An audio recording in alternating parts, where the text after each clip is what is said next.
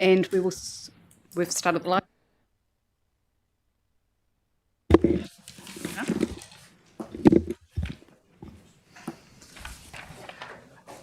Whakataka te ho ki te uru. Whakataka te ho ki te tonga. Kia mā kina kina ki uta. Kia mā tara tara ki tai. E hi ake ana te ate kura. He tio, he huka, hi ho hu, huie, hauie, huie, tai kie. That was good. Tēnā tātou, nei te mi atu ki a koe, Nettles, nau I whakatūwhera nei, tēnei hui, tēnei rā, nō reira tēnā koe e pai ake ki kite e tō kaha, I te puta te reo Māori, I tēnei rā, nō reira tēnā koe.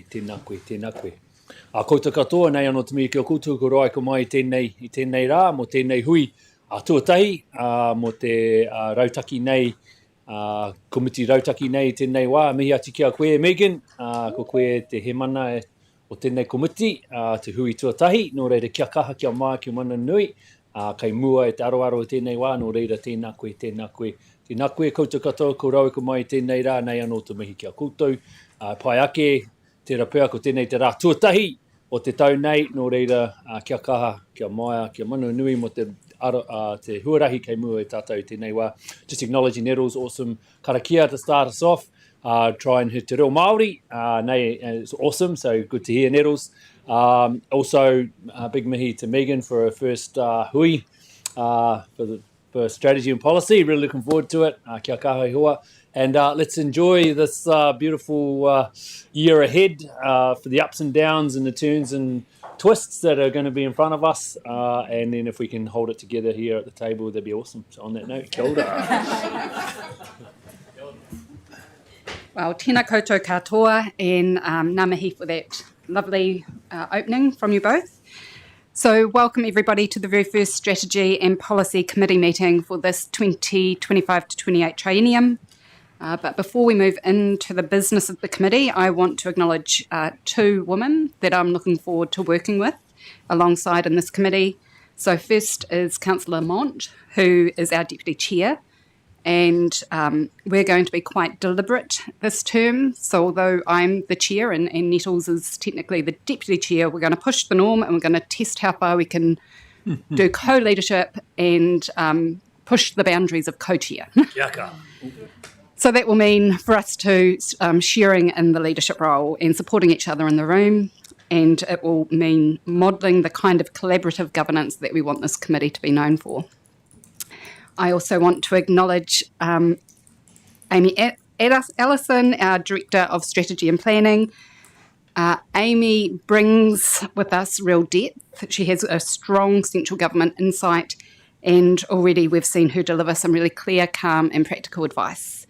So from my experience working with you both so far, I just wanted to say it's really enjoyable to work with some smart, concise strategists. Pleasure to work with, and I'm really confident that we will serve this committee and the public well. So with that, thank you all for being here in the room and online, and we will get started. So in terms of apologies, I have one apology for a potential early departure, yes, from Councillor Claire Mackay, and I've also received approved a request for Councillor Joe Davies to appear online, and other than that, there are no apologies.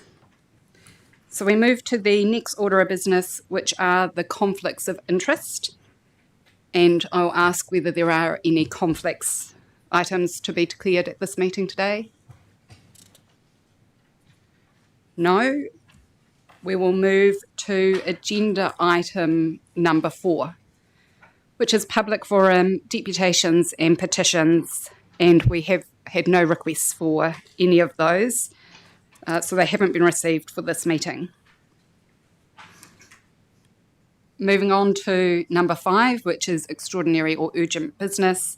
Again, I'm unaware, but I'll ask if there is any extraordinary or urgent business?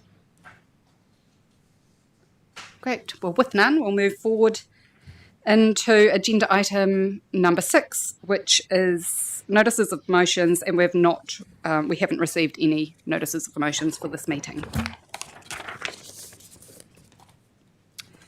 And now we move on to the report items for decision, which is number 7 on your agenda. And the first, so that's agenda item number 7.1, which is a submission on simplifying local government proposal. That's on pages 10 to 12 of your agenda. And those pages refer to the separately circulated agenda item for attachment, which is the submission itself. And I will ask for Cecilia Ellis, the Principal Strategy Advisor, and Patrick Lindsay, Principal Strategic Advisor to the CE, to come forward and introduce this report for us. Thank you.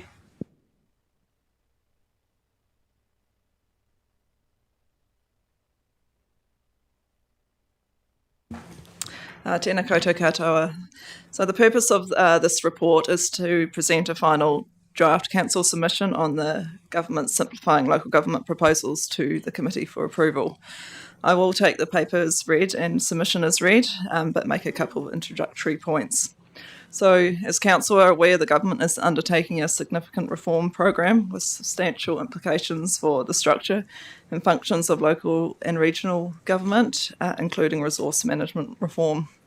In this context, the government released the Simplifying Local Government Proposals in late November last year, outlining their ambition to make local government less complex, confusing and costly. And the government proposes establishing a board of mayors to govern regional council functions whilst developing a plan for regional reorganisation. So government is currently seeking feedback to inform their decisions on these proposals ahead of any legislation being drafted. The final draft submission before you today recognises that change is necessary and recommends an approach for Canterbury that enables continuity of services and stable transition and reform whilst a regional reorganisation plan is developed. It has been informed by direction from councillors sought through several proactive strategic workshops in response to central government direction and reform. And the draft submission on the proposals was circulated to councillors on the 23rd of January, and a council workshop was held on this submission alongside other submissions on the planning and natural environment bills and rates capping proposals on the 29th of January. So the final draft submission before you today incorporates the guidance provided by councillors through that workshop and then on the written draft submission. And then I'll leave it at that, Chair, and hand over to you for any questions. Great. Thank you very much. So we'll open the floor for any questions of clarification. Yes, Councillor Robinson. Thank you very much. I'm just referring to the separately circulated attachments, and page 9 of 7.1.1 is paragraph 26. It discusses council's firm position is that Ngāi Tahu representation must be provided for in the future governance of regional council functions and regional organisation planning. I'm not comfortable with the perception of regional council functions being taken over by another entity or board. And I'm wondering, because I submitted feedback on this and it's not represented in that at all. I guess, is that where we sit in this submission, that anything would actually take over the role of a regional council's duties and planning? So the point being made here is in terms of any future decisions on governance of regional council functions, that there would be provisions for Ngāi Tahu representation Sorry if I'm not misunderstanding the question. Oh, no, I understand that part of it, but it also is stating that regional council functions would also be part of that move, and I don't sit in that space. I think it needs to be separated out as two separate considerations. Regional council functions are very unique, and I'm not in a place where I feel comfortable with that being part of the directive or where we sit. That's just me.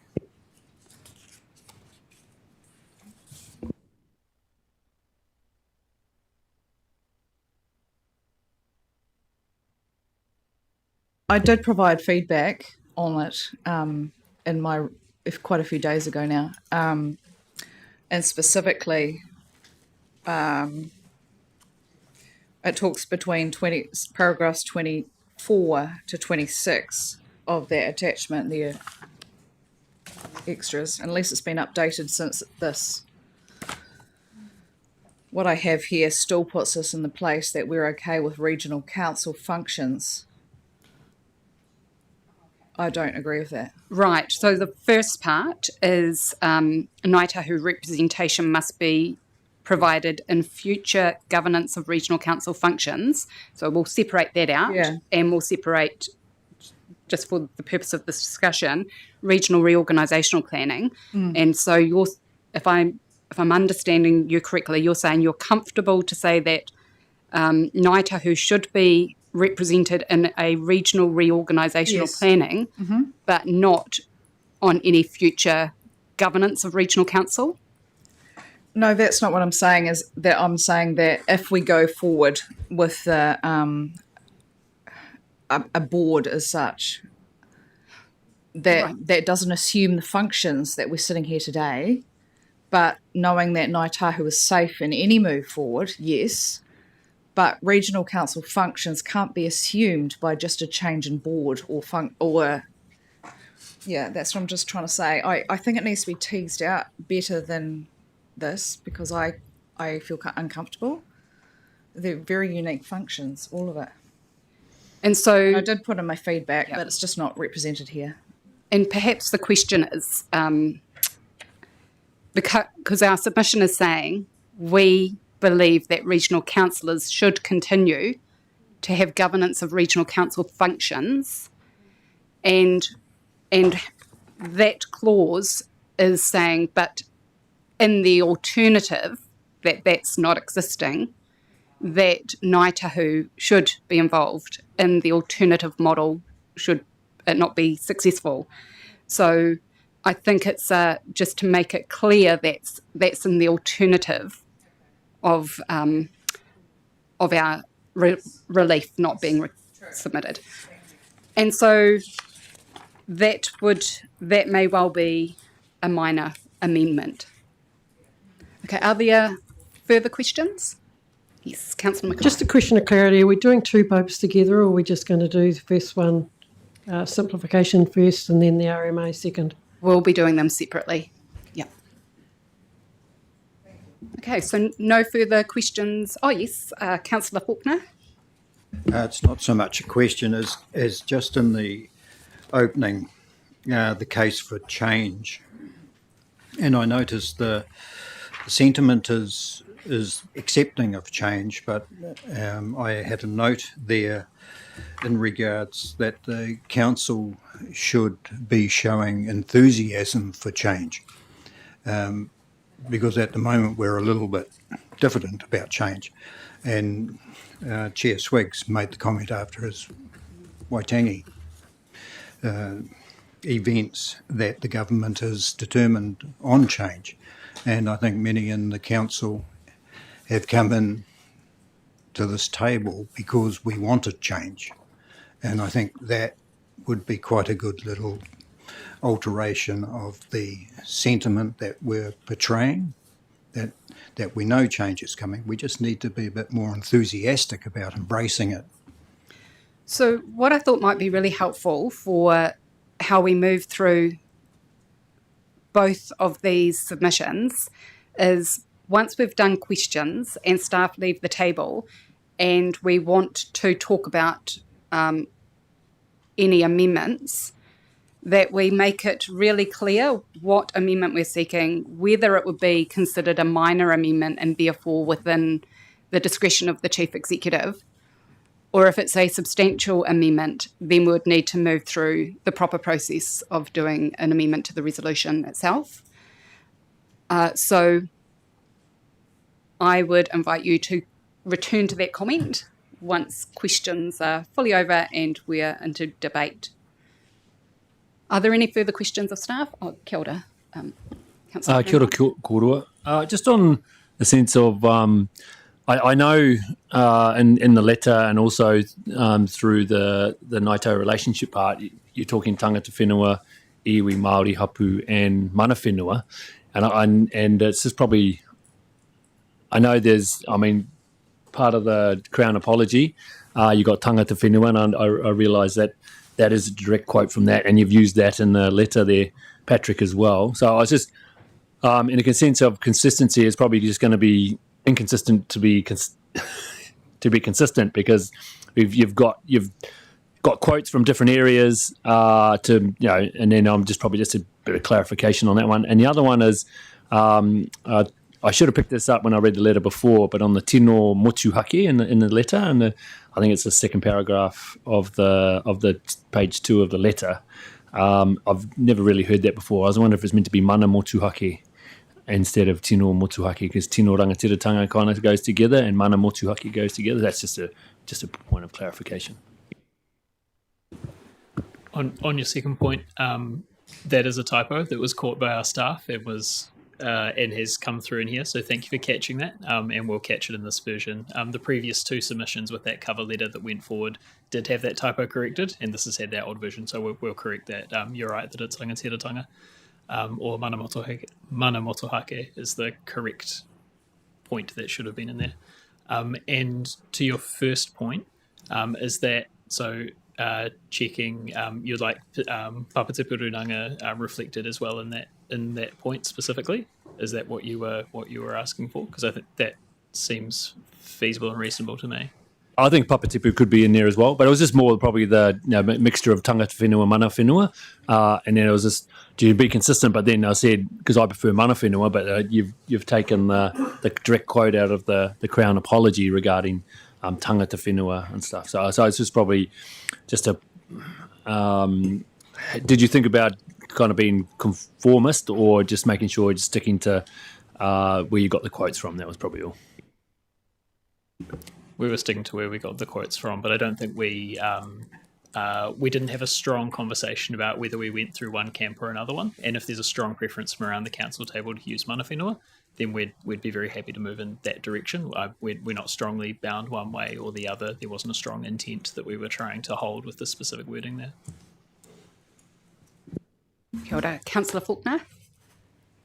Thank you. On page 4, in the Canterbury context, talking about, for example, primary industries accounted for the smallest proportion of the whole Canterbury region, compared with 25.3% in the region, excluding the greater. I'm confused on what actually you're trying to say.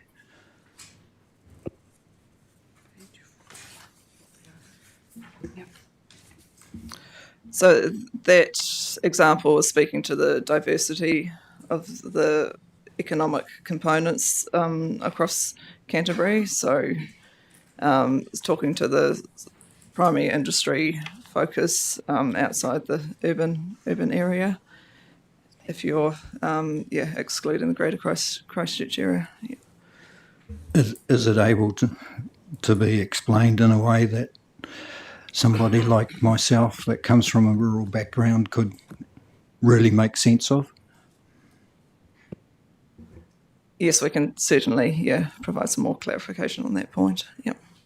Great. And just to make that clear, that is actually page 7 of the separately circulated attachments, which does happen to have a page 4 number on it, which is because it's page 4 of the submission.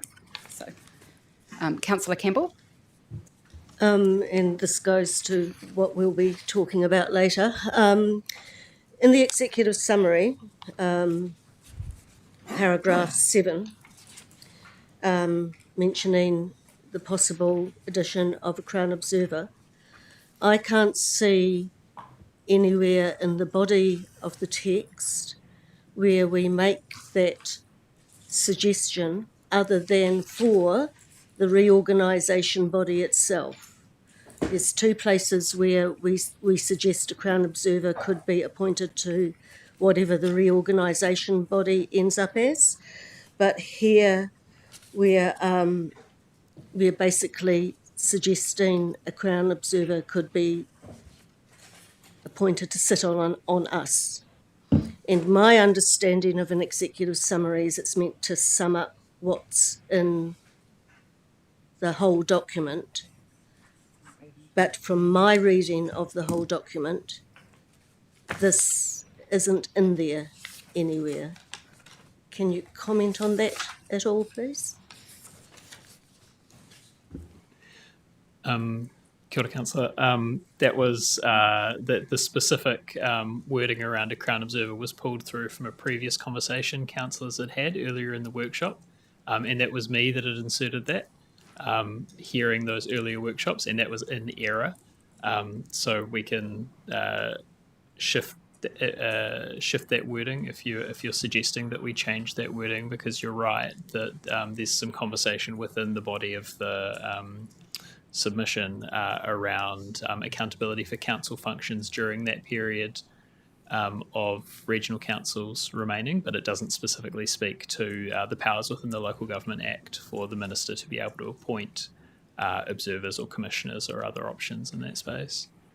I will actually be moving an amendment that we remove that specific example because I feel that the body of the document has many paragraphs and many sentences that are pointing out how we can work cooperatively with government and how we can add to the process.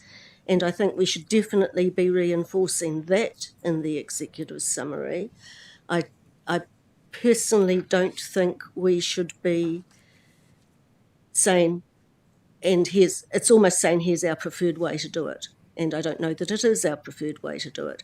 So I just wanted to make it clear that my understanding that it's not that example is not actually in the body of the document.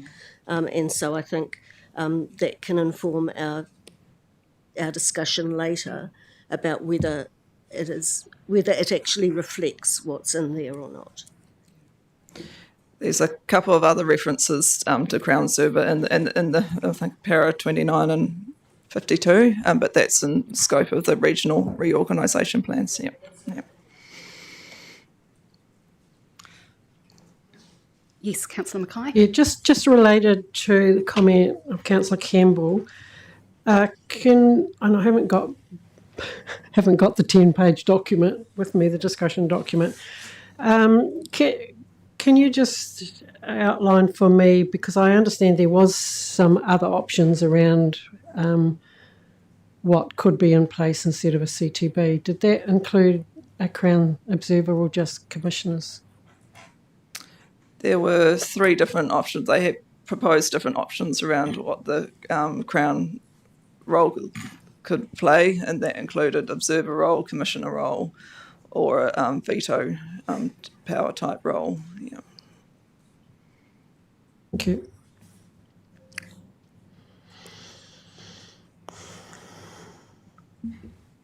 Well, kia ora. With no further questions, then I will thank you both for coming forward and presenting the paper. In terms of process now, I will put the motion and then we'll have an opportunity for discussion. And if you turn to page 10 of your agenda pack, this is the recommendations 1 and 2.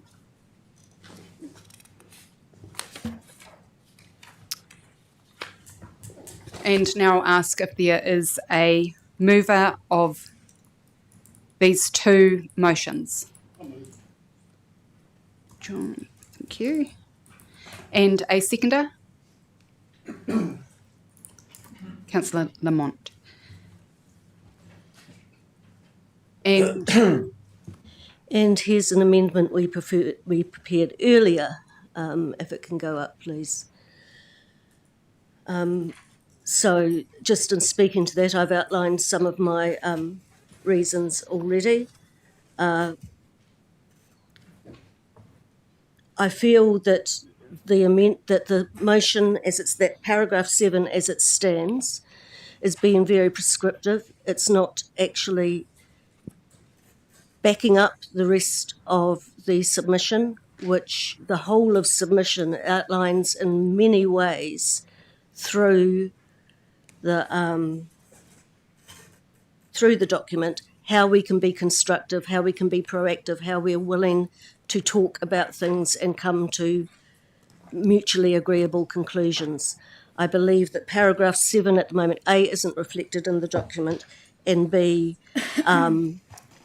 short changes that ability to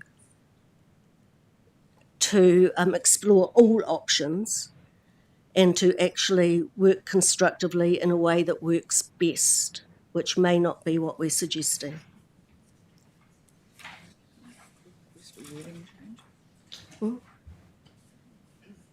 Do we have a seconder for that motion? Do you want to second it, Sarah? I second it.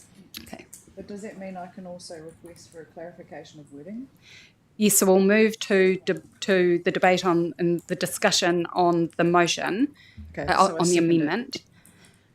And as we're doing this, so this is for the amended discussion on the amended resolution, and I'll remind everybody that you have, according to our standing orders, one opportunity to speak. So encourage you to share your view in that moment that you're speaking, rather than come backwards and forwards. So is there?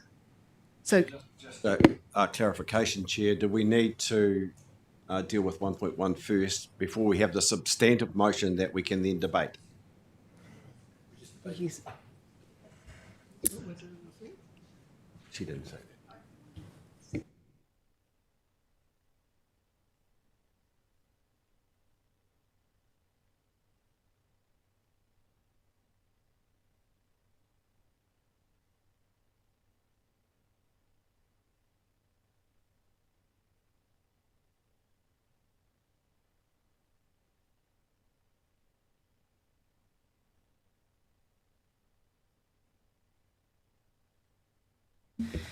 So we are going to separate them out, and we're going to discuss 1.1 first with the amendment. So, Councillor Robinson. And I'll just speak the once, but I think we could be a little bit more prescriptive in our wording, just to say that Canterbury Regional Council requests to work with central government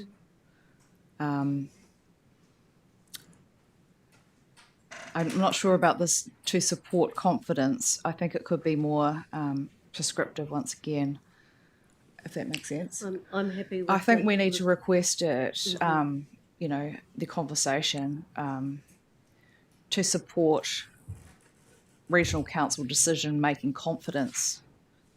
I think it's a wee bit wordy, but it's up to you. I'm very happy with the requests. I think the point about the original paragraph 7 is actually about the government's confidence in us. So I actually think that confidence in regional council decision making is quite important, because we're saying we're asking to work with them to support that.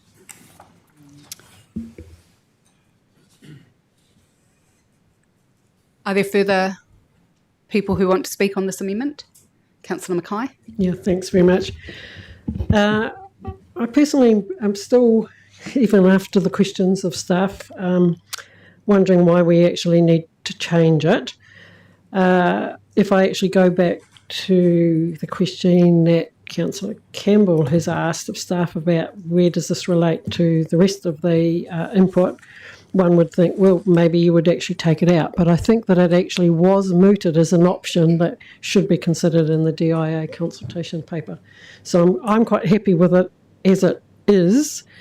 We know that a Crown Observer was one of the options that was put on the table. And if we think about the logic that we hear, where we're pushing back on against a CTP and putting other options of councillors remaining in place for whatever term it is. I think that we've changed those timelines on it.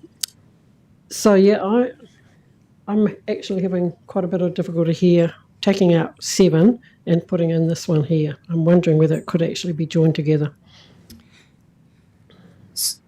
So I'll just ask a point of clarification. The intent in what you spoke about, Councillor Campbell, was to remove that specific example, and what this wording does is slightly changes the wording elsewhere, but the intent of that paragraph is actually to say, should the government require additional assurance and accountability, so should, then regional council request to work with central government, and remove the example rather than shift it to support confidence in, because that's what's changed the intent of that paragraph.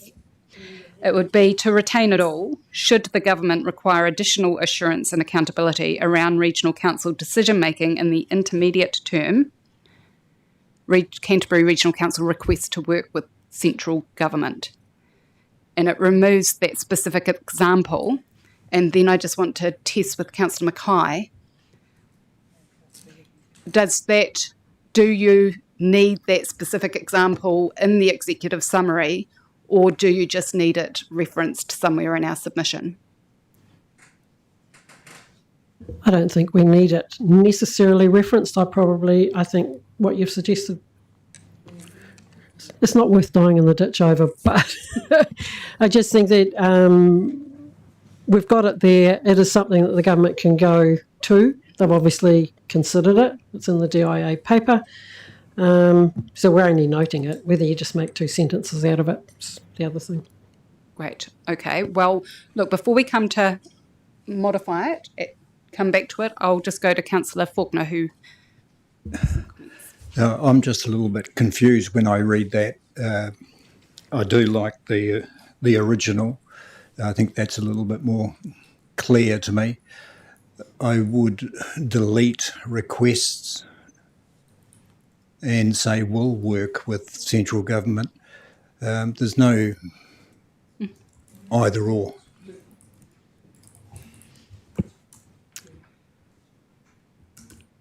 Councillor Davis. I mean, we just want to point out that there's a difference between the Crown Observer and the commissioners, right? Because commissioners can make real statutory changes, but the observer's observing. Is that right? So staff could answer that question. That is my understanding, that commissioners actually make decisions and observers are observers. But could we bring back staff to confirm that or answer that question?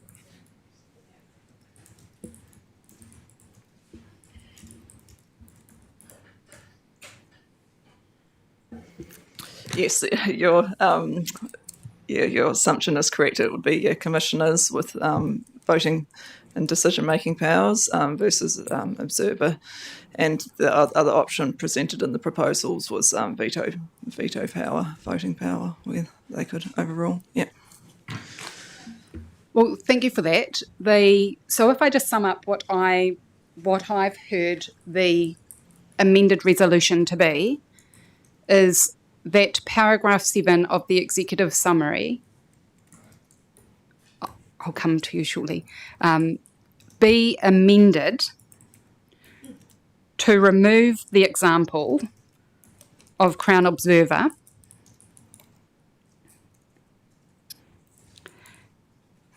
and indicate that the Canterbury Regional Council will work with central government. Full stop. And so I'm we're doing the wordsmithing on the resolution, not the executive summary. Yep. So that's the resolution. Then over in the executive summary, what that will do is keep that first half of that sentence there, remove the example, and add in that Canterbury Regional Council will work with central government. Yes, I will. Okay. Sure. Make Yes, sure. We'll have a short adjournment and we'll get the wording right. Yep. And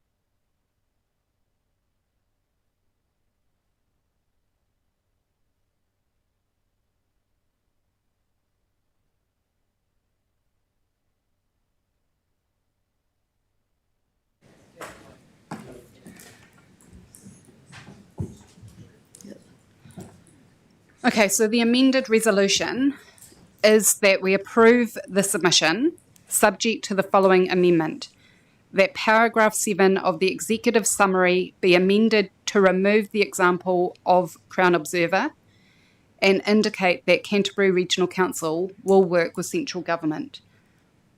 What that does, if you're looking at paragraph 7 of the executive summary, what that does is retain all of the words but for the example. So after the comma, we note, that would be actually removed, from we note all the way through to serve this purpose, and in its place we'll say a statement along the lines of Canterbury Regional Council will work with central government, and it doesn't indicate which of the options. That's it. So first I will check if the mover of the original motion and the seconder of the original motion is comfortable with that amendment.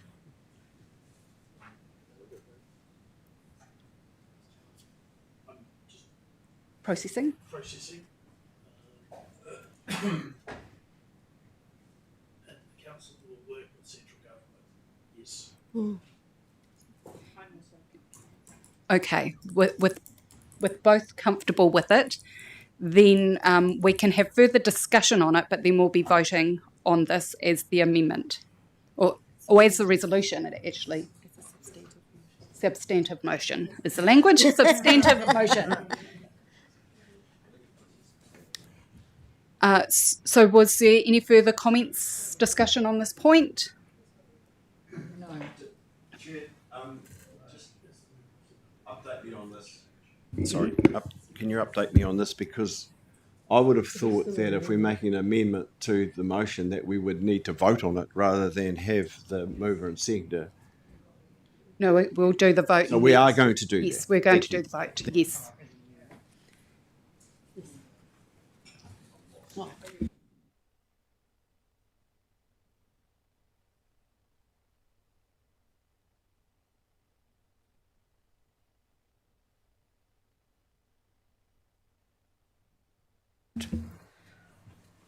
So we are taking a vote on the amendment 1.1. And so all those in favour, please say aye. Aye. Those against? 3 against. All to be noted? And any abstentions?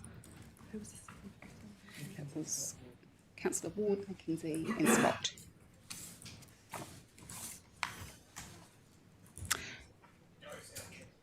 So, and now we have to return to the recommendation 2.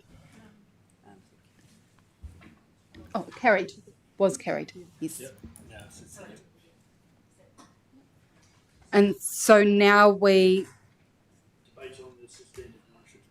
yes, now we'll move to talking, discussion on the substantive motion.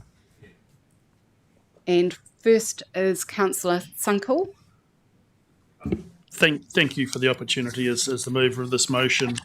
I independently over the Christmas period put together a submission myself, which I see reasonably well reflected in this document. This document and submission is a collective view of councillors, staff and all. So I just maybe cautions, probably not the right word, of fellow councillors who speak of my view is not in there.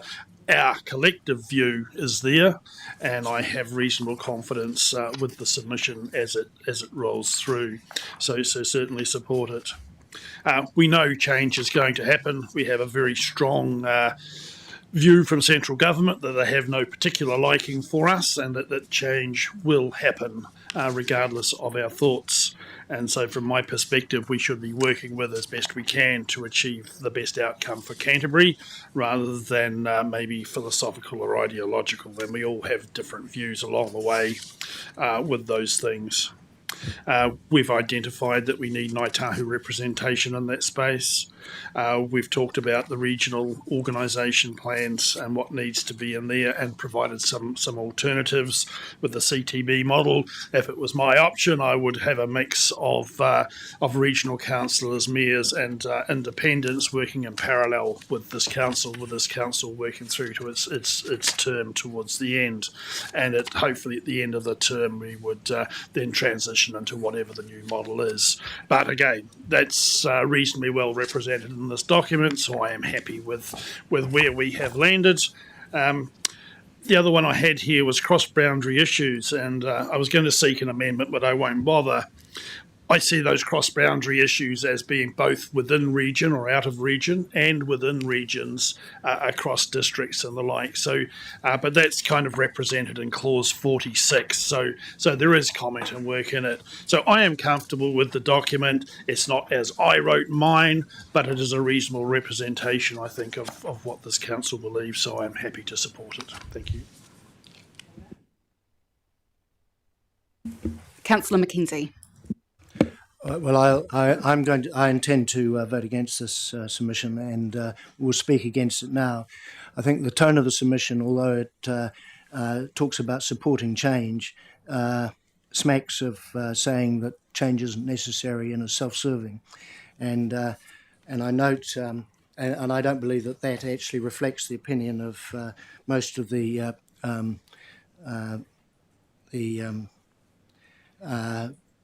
our constituency, certainly outside Christchurch, and I think it's quite interesting that in the executive summary point 4 talks specifically about the risk of undermining vital regional functions such as flood protection. I don't agree with that point. I don't see that risking flood protection is actually, I don't think there is any risk to our ability to do flood protection. But I also make the point that actually, according to our council's priorities, we spend 0.68% of our annual expenditure on maintaining our flood protection assets out of our total budget. So if it is a vital regional function, well, it is a vital regional function, this council actually hasn't given it any great priority. I am strongly of the view that the CTB should be up to the mayors to decide how they populate the advice the people who advise them on what happens there. If we actually suggest that they have to have regional councillors and everybody else, all the same people that have actually brought this council into a position where the government has decided to get rid of it, then we're actually if you vote for the same people to run things, you're actually going to get the same outcomes. And I think we need to support the mayors and give them the opportunity, as they are asking from the Canterbury Mayoral Forum now, for that they run the cutter on how they drive the regional reorganisation plan. And our submission doesn't support that position, and I think it should, so I intend to vote against it. Anybody else? Councillor Campbell? I'd just like to add my voice to supporting the submission. Like Councillor Sunkel, it doesn't 100% reflect my views, but it does definitely reflect where we've landed on as we agree on what we can all tolerate and what we can't tolerate. And I think it also is a very constructive submission, in that throughout we are suggesting ways around problems. We're not actually just saying this is a problem, full stop. We're saying these are issues that we see, and here's how we believe we can solve them, and here's how we can add to that solution. So I strongly support the submission. I think it's an extremely good one. Councillor Scott? Thank you, Chair. I've made my views pretty well known about this issue and the need for change. And I say that from a really strong view of the constituents in my area, south of Rangitata anyway, and even some south of Waitaki, to say that that needs to be changed. There seems to be a lack of voice. Not that we haven't been trying to put our voice forward, but a lack of voice from those rural communities down there in terms of the outcomes that they seek, which are totally different sometimes to the outcomes that others seek. And while many in this room would like to wrap their arms around our present form and function, there are so many people that do not understand it. And they do not understand it because we've got two levels of local government. And I believe the simplification of the process would allow us to have a better conversation with our communities. I think, from my point of view, that, and I appreciate that others in this room are totally at the other end of the continuum from where I am, but I need to say the things I need to say. I've been accused, the chair, of being blunt to him about this issue. I'm not trying to be blunt. I'm not trying to be blunt. I'm trying to be honest. You'll get my honest opinion of that. As I said, our form and function is not really understood. And when I read our submission on this, I do not feel part of our or we. That's how I feel coming from South Canterbury. This discussion is a first step to change. I don't know what that change will look like, but it's a first step to change. And I'd like to actually congratulate the people in the South that are the mayors in the South who are willing to have that conversation with each other. Because at the end of it, the genesis of change will be the TAs. I mean, they will have to, there's so many things that you could say about them, but they will have to make the first step. And I think the Mayoral Forum is doing that. And what we're trying to do, I guess, is have a coalition of the willing to have a conversation. We're not definite about what we need to do. I believe there are other models that work really well, and if we had one level of governments, then we would have better conversations with central government in terms of things we can do. The much lauded Manchester model comes to mind, where people actually are self-determined in terms of the money. I know our issues that aren't getting dealt to, which have a statutory function coming out of this council, are not getting dealt to, and I appreciate that we're going to talk about wallabies tomorrow, which is great, and that's a first step for us to do that. But the wilding pine issue that we have is massive in the South, and we need to have more of a direct conversations with central government and with ministers, and we need to be funding things differently. We talked about balance sheet funding of some of these things that we need to do, and long-term rating for those things. And I believe they're possible. And I believe those are the conversations that we need to have with Treasury and central government and moving forward. So I'm not trying to be, I probably am trying to be cranky actually at the moment, but that's part of who I am. But it's also part of trying to be honest and have a conversation with people about where we should lead to. So, Chair, I will not be voting for this, but good luck. Kia ora tātou. Yeah, I'll be voting in favour of this submission. Just to acknowledge staff. This coming prior to Christmas and then working over Christmas holidays and other things just to get this this awesome work together. Besides probably the previous two speakers, I do support comments from Councillor Sunknall that moving forward, not all of us agree to what's in the submission, but I think it covers a lot of the points that we want as a majority of the region. And in regard to the regional reorganisation, it's funny we'll have the regional reorganisation and also the regional spatial plan. Can't see them working side by side. In a sense, one has to become before the other. I think the regional reorganisation, if it's happening at the same time as regional spatial plan, that I do not believe if it went to the CTBs, they wouldn't be able to actually implement both. Therefore, by keeping the regional council in place, regional councillors working with the TAs over the regional reorganisation, I think that's probably the best way forward. And in the next submission, we'll talk about a sense of the spatial plan and where that fits. But I will be voting for this. Kia ora. Kia ora. Councillor Ward. Yeah, Councillor Scott has probably stolen a lot of my thoughts, but I'm totally on the same page as he is. I know that in South Canterbury for some time, even before the conclusion of our last training, that the mayors in South Canterbury have been talking about becoming one, and that conversation has carried on right through Christmas New Year period to the stage where there's some really real serious conversations going on around leadership, water, tourism, consenting, compliance, and it's also talk around how that model could function. A mixed model of TA representatives, regional councillors, and independent directors or people. Also allude to the point that Councillor Mackenzie brought up that we're not even, and this has been one of my bugbears for a long time, we have $850 million worth of river assets and we don't even spend 5% of that value on river work every year. And I know we have some major problems with rivers in our area and we don't feel that we're getting our bang for buck. And as Peter talked about as well, we talk about form of function. And I do allude to the fact that it's not only the rivers we have problems in with our area, we have wilding pines, which we have sought to use our balance sheet and get money for that, and also wallabies. And I guess some people in this room feel that if we did break away, that we may not be able to create enough income from our ratepayer base.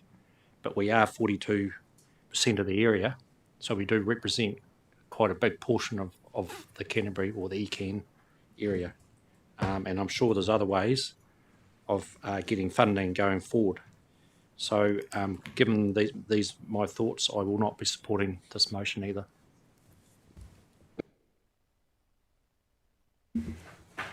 Thank you. Councillor Lamont. Thank you, Chair.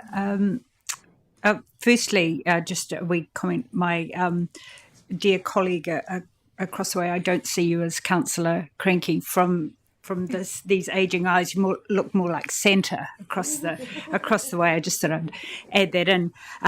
I have to say I will be voting for the motion. I do concur with Councillor Sunknall. I do believe it's a collaborative document, but I see it acknowledging change within it. Collectively we are hues of colour, and absolutely we aren't aligned on everything, but that's the wonder and brilliance of the thinking brain and a growth mindset. I believe it is a path forward that isn't divisive. Thank you. Chair Swiggs. Kia ora, thank you very much for the opportunity to speak. Firstly, and good job on the chairing, Madam Chair. You're doing a good job so far. Firstly, I did want to say thank you to the staff who have worked over Christmas and New Year break on bringing all of this together and capturing all of the different views around the table and listening to so many different opinions and variances, and to also the councillors around the table also for how you've approached this. I do know we do have different views. There are very different views from South Canterbury than there are from the rest of the council. And that's great. That's what this is all about. And this is about finding the best outcomes for our region. One of the things with this, and I would have preferred to do the resource management conversation first and then this one. I am very concerned about the Resource Management Act implementation and how that will be implemented in amongst a number of changes that goes on. A lot of the conversations that we have that are out there is saying this is the biggest reform since 1989. And it probably is. Well, it is. But back then they had 4 years to do the reorganisation of 896 bodies into the regional councils and the one unitary council and then the district and city councils. This is trying to condense that process into 18 months potentially, depending on how long they may get their legislation out. There's no conversation within the Simplifying for Local Government about reorganising regional boundaries. That's a failure, in my opinion, of the proposal that we've got here. Canterbury may need to change some of its regional boundaries. Waikato may need to change some of its regional boundaries. How do you redefine what a region is? And that is easier for some of the councils that I'm talking to around the other parts of the country, which are talking about amalgamating their district councils into their regional councils and becoming a regional unitary. That works for some parts of the country, won't work here. That's just the reality of the politics around Canterbury, and it might not work in Waikato as well. It's been an interesting couple of months working on this, both in my role as the chair of the regional sector and unitary councils, and there's a very different view from unitary councils and regional councils on this proposal. Obviously, unitaries are already at the space that the government is intending on where all councils will go. But there is a recognition from the government and others that in some areas, a simple, we're going to carve ourselves off and be a unitary will not necessarily work. And they are looking at Canterbury and going, will that work? Yeah, you might get your mayors saying we want to be a unitary in our space, but will that work from the outcomes that we need to think about for what we're trying to deliver in this building at the moment and for our environment and for regional leadership? I'm really disappointed that these conversations that we're having in the simplified local government aren't giving us opportunities to talk about what other opportunities you could have for regional leadership. Tourism. I think somebody mentioned tourism is a big thing. You have health, education, you have all sorts of stuff that you could think about in a regional context that could deliver regional competition to drive economic outcomes, to drive environmental outcomes, and to drive just to be a better place of New Zealand and have a bit of inter-competition. This is just driving a wedge between a whole lot of people. A whole lot of small councils are going to get amalgamated potentially into larger ones. It's very hard conversations to have. And that's not productive. This government wants to be productive, and I don't find that this is a very productive conversation because I'm thinking about it in the context of the bigger picture here, which is the resource management reform. So what I do like about our proposal and the way that we've shaped it and the way that I'm seeing many of the country being shaped at the moment is that we're thinking, how does regional council be a stable partner in the transition from what is a Resource Management Act to an Environment Act and the Spatial Planning Act? Because that's the eye on the prize. There's a $9 billion cost associated with the reforms to ratepayers, and a $1 billion cost to the government. That's from their own analysis. And if we get that wrong, because we're stuffing around with reorganising local government in a rush, we will bear the costs of that. not just an economic cost, but a loss of productivity cost, a loss of economic outcomes, and a loss of all sorts of stuff. So I've got a whole lot of stuff that I've written here, and I haven't even got to that. And I wanted to get political because I haven't been able to get political because of my role and because I'm sitting on this side of the table that I wanted to, but I probably shouldn't, and I probably am thinking I might not. But what I will say is that this simplifying for local government thing was an absolute not very nice of the government to do 2 weeks after we've been elected to put this out. It was a post-election power grab, and what I'm really, really worried about is normalising democratic removal. And that's not good enough. That's why I'd like to see us to be able to stay in our term, have a really clear outcome by the end of this term so that we can make a just and easy transition for the RMA and for what is best outcomes for our region. Sorry, I took a bit longer than I thought, but there you go. 34 seconds over. So, no, kia ora, Chair Swiggs. Next is Councillor Robinson. I actually don't mind the amendments as they sit. However, I do want to say I'm sitting here every day of the week when we're here for the environment. So I have an environmental perspective on everything that comes through at the moment. I think we've still got tools, but they just need a good sharpen. That's how I see things. We're not using our tools effectively, and this is where we're at now. If we did consider what we had with a little bit more oversight and a little bit more forward thinking, we wouldn't be where we are today. That's my thought. I think it's disingenuous of this government to consider what it's doing at the moment. And I know things need to change. And this is the best option going forward for what is in front of us. However, I do want to say the environmental oversight of what we're looking at is actually abhorrent. I think it's... I just think of the days of the past commissioners and the environmental effects that occurred around that time. This is the best bet we've got, but still, it's a sad day for the environment. Great. I'll just ask a point of clarification. In the question time, you talked about a minor amendment for one paragraph, which is about the alternative for Ngaitahu, to say, in the alternative that the government's not accepting our proposal, that you're comfortable with Ngaitahu being involved, have a governance role in regional council functions, and I'm asking you now whether you would see that as a minor amendment that would come under the Chief Executive's delegation that you'd like to put forward. I think it would be minor because we need mana whenua at the table everywhere. Yeah, so I feel comfortable with that. Yeah. Okay, great. Thank you. Councillor Davis. I just want to say thank you, everyone, for doing all this work because I'm glad I didn't have to write this up, and it's good. I support it. And of course, I bought this little book in the airport, and it's called the 50 Models of Decision Making. And the main thing to make a good decision is knowledge and time. Well, we don't have either because they didn't give us any details, so we have no knowledge and we have very little time. So we're trying to make decisions that probably aren't that good anyway. And I did send a map around to everyone. And I said, you could just draw a line. South Canterbury is so different. Here now we have this big whopping city, and every time we make decisions that's good for the city, it's not great for rural. And when we make decisions for rural, it's not good for city. And it's just so hard to be in this position to try to keep everyone happy. So, I support it and thank you. It's tough times.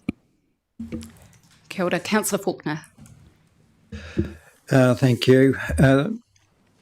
My philosophy is pretty simple, and that includes having tough conversations. And I listened to Councillor Scott and Councillor Ward and Councillor McKenzie, and they're raising that issue that we're not having those tough conversations. So that is something that is starting to come through into the sentiment of the submission. But underlying those tough conversations, there has to be an element of good implementation. And that's where my concern lies in the proposed model. And I think Councillor Chair Swiggs, he elucidated that better than I would. And that was my reasoning for requesting that we have a wording of enthusiasm for change, and will work with the government because we're committed to getting those outcomes. And I reflect on I keep rabbiting on about the zone committee process. I do not care what the result is, as long as it is a good result. And my submission reflects what is written in this submission, and I'll be supporting it.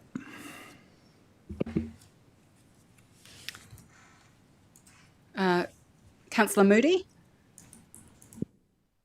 Yep, thanks to staff for your work on creating the submission. Yep, that was what I was expecting of this council, and seems straightforward to me. I'm in support of it. I've been valued hearing different perspectives though today, and yeah, I'm pleased that councillors are sharing views and representing their constituents. So, yep, we can all learn more. Cheers. Councillor Gerard? Thank you. And yes, thank you very much, staff. It's incredible, the work, and I'm glad I certainly didn't have to write the submission. We have a very unique region, and I think Canterbury is special. So the braided rivers and aquifers, it's certainly the aquifers is a word I would have liked to have seen in the introduction, because we are internationally unique, and our environment is we also have diverse communities throughout Canterbury who have diverse values and aspirations, and as a council I think we really do well in representing those diverse communities. Look around us, we're all bringing each in one of these communities. So I think we've done well there and we also are a regulator, and regulators nobody likes. We're always going to be on the wrong side, and that's a difficult role. So we have to manage our environment to sustain our communities and our economies into the future. So what is the economy now may not be the economy of the future. So we have to adapt. The environment has to support that adaptation. So I'm very much into integrated catchment management. I think that is going to be solving the problems of the future for us, and that's the flooding, the biosecurity, and the biodiversity. All those functions, they all are under, economic diversity. They're all under integrated catchment management. So for this RMA reform to really do us well, we need good leadership, and I think we understand what is really required out there more than any mayor in this election. And I think we really do need to be there in that decision-making moving forward. And if you don't want to, just stand down and we'll get a commissioner in. Because really, if you really, really just don't like it so much, why did you put yourself forward? I mean, why are you here? So, yeah, I'm just a bit frustrated. So, yeah, I'll leave it with that. Thank you. Kia ora. Yes, before we come to the right of reply, I just wanted to share some thoughts, my thoughts. Yes, great. So, so I wanted just to acknowledge something that's not lost on any of us, which is that this proposal has been personally confronting to councillors.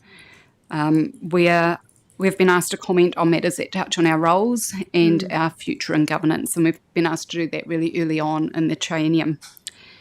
What I've really appreciated through this process, and it's been a process at pace, is the way that councillors have been willing to put that to one side and to genuinely think about what is right for the region as a whole, the whole of Canterbury, but also their specific communities that they serve.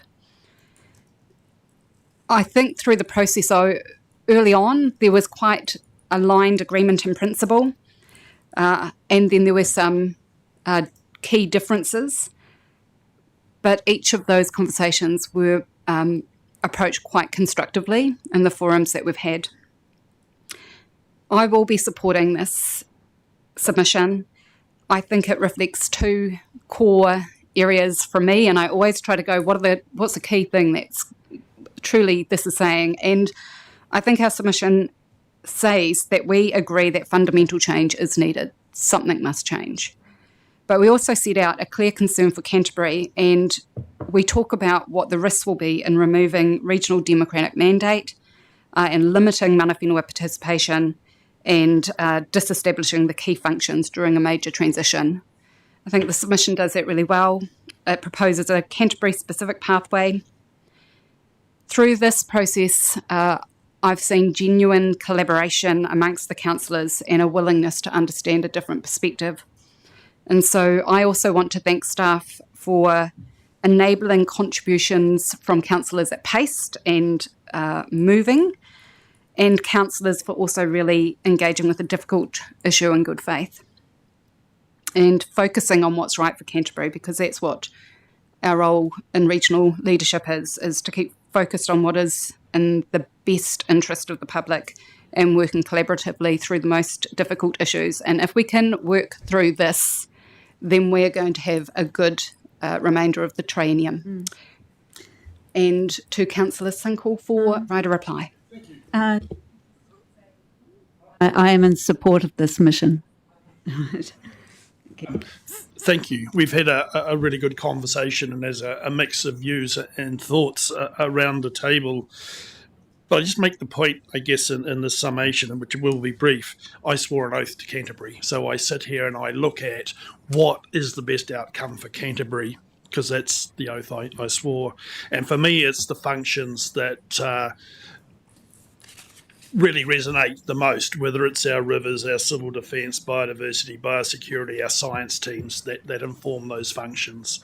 And so whether those functions remain within an entity such as this, or they sit within shared service across TAs or whatever, my primary, I guess, driver is we need to protect the functions, because I don't see the functions working particularly well if they're split up across a number of territorial authorities. Nothing in this precludes amalgamation, and so nothing stops South Canterbury TAs amalgamating. I do genuinely challenge whether there's enough people and funding to give effect if they were a full unitary authority in the interim. That's my view. But there's nothing to say that those amalgamations cannot take place.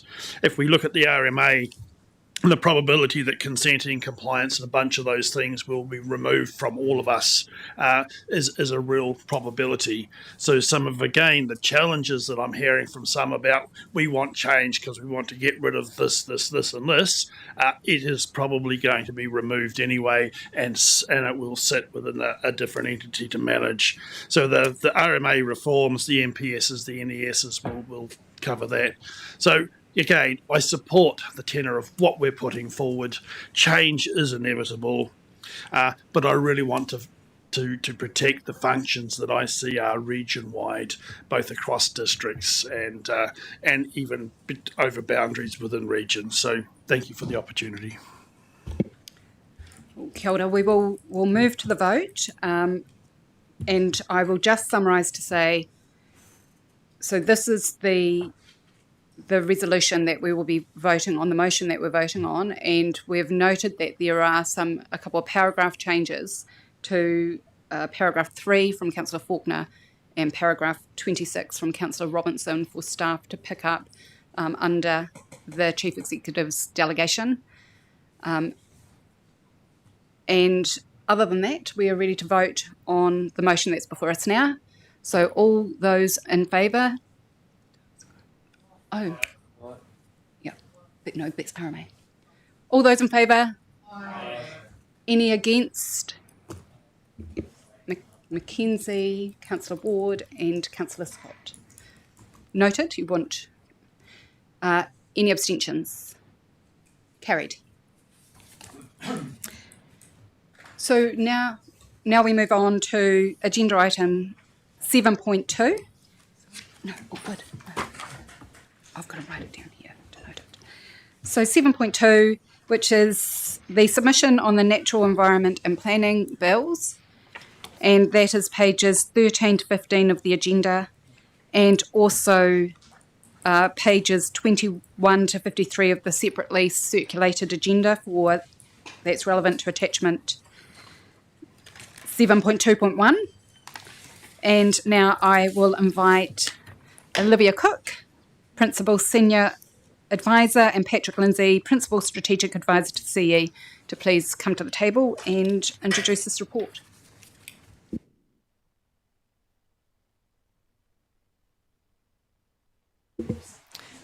Tēnā koutou, councillors. So item 7.2 today is a paper seeking endorsement of the council's submission on the Natural Environment Bill and Planning Bill.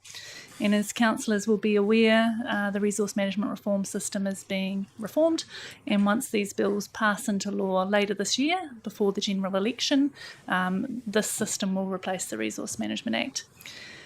We understand it's highly significant for Canterbury and for this council because it affects a number of your functions. It also affects matters relating to governance, community voice and participation, and environmental outcomes and economic and cultural outcomes. In developing this submission, we've sought to take a strategic approach. So we've really focused on those elements that are critical to ensuring an enduring system for the long term, and one that provides for the multiple outcomes sought by Canterbury and by you as a council. I would also say that noting those sort of cross connections between all these government proposals, one thing we've also sought to do is to highlight the impacts of rates capping proposals and simplifying local government proposals, and to offer constructive solutions to government around how some of the points could be addressed through the submission. Acknowledging sort of the significance of this proposal, we've undertaken quite a comprehensive process with council, starting right back at the councillor induction, and had a number of briefings and opportunities for councillors to submit and provide their feedback, and we've sought to incorporate that in this latest draft. So I'll leave it there and hand back over to you, Chair. Kia ora. So I'll open up now for any questions or clarification of staff. Councillor Mackay. Thank you. One of my feedback questions related to point 100, or what is it on your pages? Page 18 of the RMA document. And I was probably misunderstood to a degree, where we talk about where different limits have been set to protect human health and ecosystem health, require the most protective limit to be complied with. Can you give me some examples where that's not occurring now? Because I think when I actually thought about this in the real world, we probably already comply with the most protective limit for activities anyway. So is there some examples that you can give where that doesn't occur? Yes, Councillor Mackay. So in the context of if we're talking about the most stringent limit between limits to protect health versus the environment, the one that comes to mind was with the Taumata Alawai wastewater standards, where the limits set in the receiving environment weren't at a limit that would achieve some of the community outcomes, and so that's the one example that probably springs to mind. Thank you. Councillor Campbell. So mine is just a process question about what I fed through to you yesterday about getting that word environment and environmentally sustainable and along the communities. Do you just now take that and tweak it, or what happens now? So at this point, there will be questions to staff, and then we'll move the motion and have a seconder. And at that point, when we discuss it, that's going to be the opportunity for all councillors to speak to this. Right. And if there are any amendments that you want and you consider them to be minor, then request it at your speaking time. And if they're not minor, or you consider them not to be minor, or the council makes it clear that they're not minor, then it would have to be a resolution. Okay. The only thing I would add to that, though, or the only comment that I think is really important to keep in mind, is this submission is due on Friday. And staff have been under pressure to incorporate all of our feedback. So I would encourage us to be very mindful of that. Okay. So, Councillor Scott. Olivia, just more out of my own personal curiosity here, in 17 externalities versus effects, there's a specific note there about cumulative effect.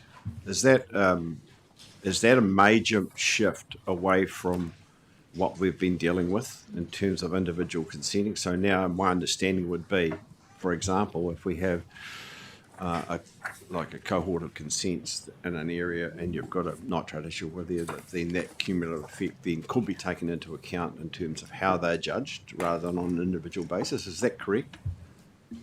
Kia ora, Councillor Scott. So you're correct that the current system allows for cumulative effects to be considered. The way that we have typically done that is through the setting of limits under the plan. We look at what the cumulative impact is on the environment. What this is indicating is that for a lot of regions there's been a shift from a consent by consent basis to something which actually prioritises upfront. Just a further clarification on that, one of the questions that I've asked our external legal people regarding this is how courts actually deal with cumulative effect. Does this add more strength to the opportunity for the likes of like an ELI thing to have some more weight? I would say that both systems have allowed for cumulative effects to be managed. The difference here is that there's more focused on internalising those effects. So I'm not sure that there's a significant shift. It's probably that. And Canterbury is slightly different in this regard, in that we've been on a process of managing cumulative effects. And it's a little bit more that the system now is catching up with that framework that we've been implementing. So across the board, the system is probably stronger at managing cumulative effects. So I understand what you're saying. So we would back those into regional, sub-regional plans in terms of the way we handle those things. Is that so? We would have, if it was a cumulative effect there and there was an outcome that we had to look at as a council regulator, and then we would, the next time the opportunity came around, we could do something about it then. My question more is around the fact that if it's more explicit in terms of the legislation that we have, does that give external entities the opportunity to then question more deeply our actions as a regulator? I think that probably comes down to the specific legal opportunities provided for through the bill, and they are changed a little bit in the system. Yeah. Councillor Faulkner. Thank you. Just reading the submission and the restrictions on methods to address breaches of environmental limits, my interpretation of the new system is that the methods to address breaches is going to be more rigorous, and there is a potential to chase the corporate entities associated, so that the costs of breaches are internalised into the organisation. But on 113, you indicate that we're restricted. I just don't quite get the correlation there. So paragraph 113 talks about some of the restrictions that are placed on regional councils in terms of the methods that they can use to achieve outcomes. The key change there being that we cannot use land use or input controls unless we've tried a range of other methods. Those other methods might be farm environment plans, for one example. So what this paragraph is saying is that council should have the discretion of the full range of tools to look at how best to address a method, and that there's a risk that by requiring councils to be satisfied that those other methods won't work, that we actually present a legal risk for ourselves. It's a very high judicial bar to get over. And so that's effectively what this paragraph is referring to. And we know that that comes with cost implications for the council if you are challenged on those provisions. In Canterbury, what we've typically seen is it needs a combination of methods to get the best outcome. So having that discretion to council usually delivers the better outcome. Yeah. Councillor Scott? Yeah, Olivia, so going to 20 on the allocation models process and moving away from first in, first served, it's proposed to a more of a market-based opportunity around that. So in terms of trying to understand how that would happen, let's say a consent comes up for renewal, does it go into the market and then you bid for it and then you have to get a consent for it? I mean, do you know, have you an understanding how that mechanism would work? That sort of detail will come through the national direction that comes under it. They have proposed two alternative allocation methods. One's comparative consenting, where you would have competing applications come in the door and you'd assess them at the consenting stage. The second is the market-based allocation method, and it may be that that's done through plan making or through consenting, but it would be a range of tools such as auctions or tenders. So the comparative model, is that, so who makes that final decision? Assuming that there's not direction that would come through a national direction on that, that would be the consent authority, so the consent decision maker. That was a model that was proposed in the Natural and Built Environment Act, and there were concerns expressed through our previous submission that results in a reasonably litigious framework and approach, and doesn't necessarily deliver the best outcomes through that method. Mm-hmm. More. So let's say there's a continuation of regional councils, the RMA process goes through, these things are maintained within it. There's no national direction, so the consenting authority to do that would be the regional council. If it wasn't, it would go through the whatever new model, regional model it is. Yeah. Sorry. I guess, Olivia, the point I'm trying to get at, we're not centralising consenting authorities into Wellington. Mm-hmm. Correct. There's no proposal at the moment to centralise consent decision making. Councillor Davis? This is sort of probably for lawyers in the room. So the RMA case law that we've built up over 30 years, so when the RMA goes, does that case law disappear? Can we use that? Just because of the cumulative effect thing is that NZ, King Salmon, all that.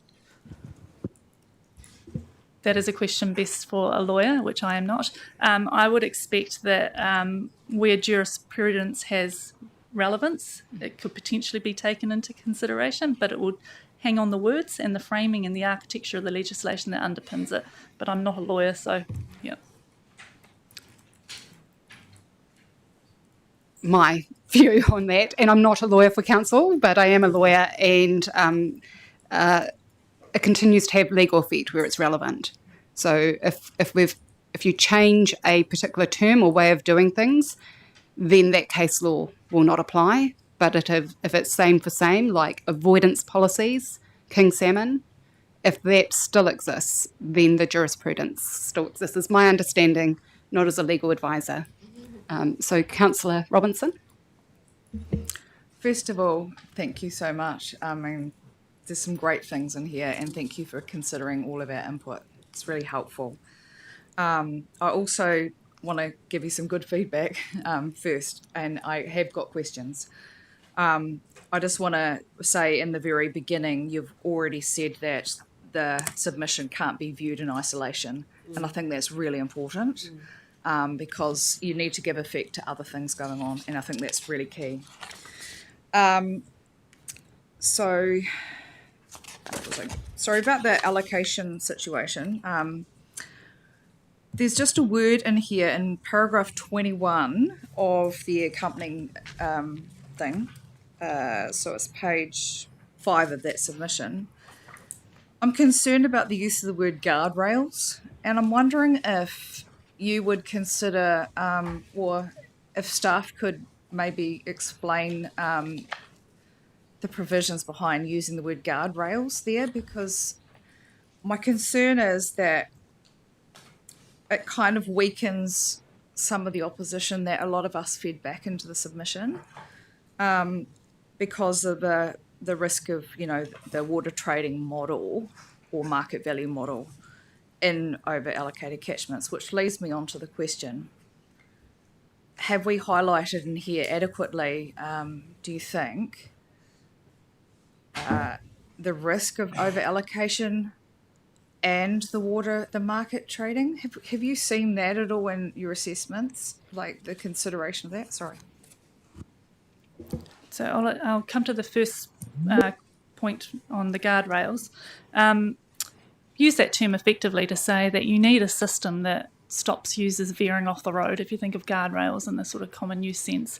If you are to have a market-based system, we've said it's not supported. However, if the government is to pursue it, then it is a minimum they need guardrails. Safeguards would be another word that you could use as an alternative. But again, this is us trying to reflect that we're opposed, but if you do something, at a minimum, you have to do these things and putting in place guardrails. In terms of the second question around have we reflected the points around allocation, the concerns, the section, there's 3 places in the submission where we talk about market-based allocations. The executive summary, where we clearly say we're opposed to it. The section on system shifts, where we talk about allocation. And then we've put quite substantive section in specifically on allocation models, where we raise the issues principally around equity and transition. The issue that you're raising around scarcity of resource, we've raised that in other areas, mainly around limit setting, because it kind of fits in that space. Kia ora. So no further questions one further question from Councillor Gerard. Yeah, it's just something that came up yesterday in a meeting, and I just probably need some legal follow-up on this. It's just for the Natural Environment Bill, 328, page 2211. It's vesting of reclaimed land, and it's they apply to the Minister of Land Information for any part of a riverbed or lakebed, which is land of the Crown.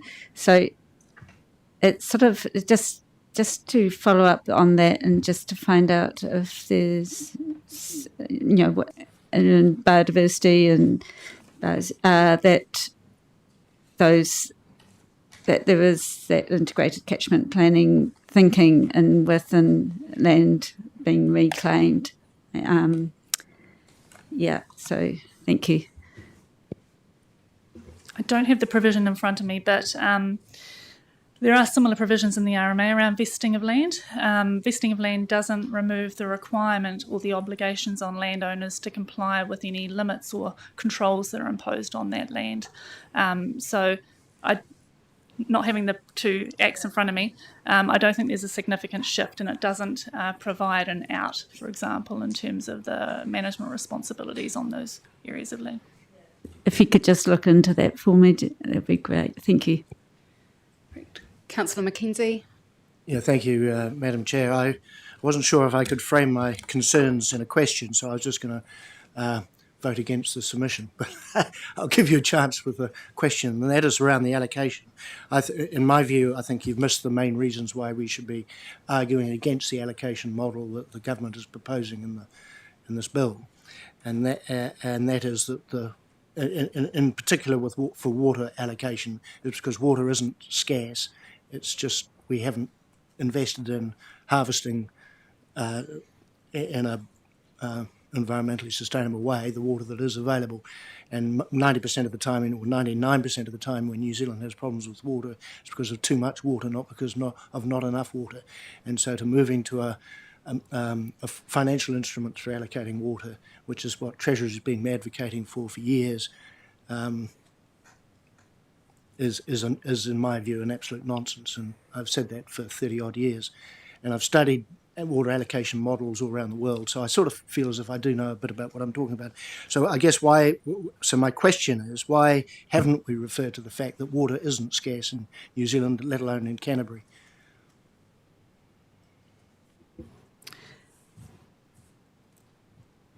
We have referred in the start of the submission to sort of the context around Canterbury, and we talk about the fact that around 70% of the water is allocated.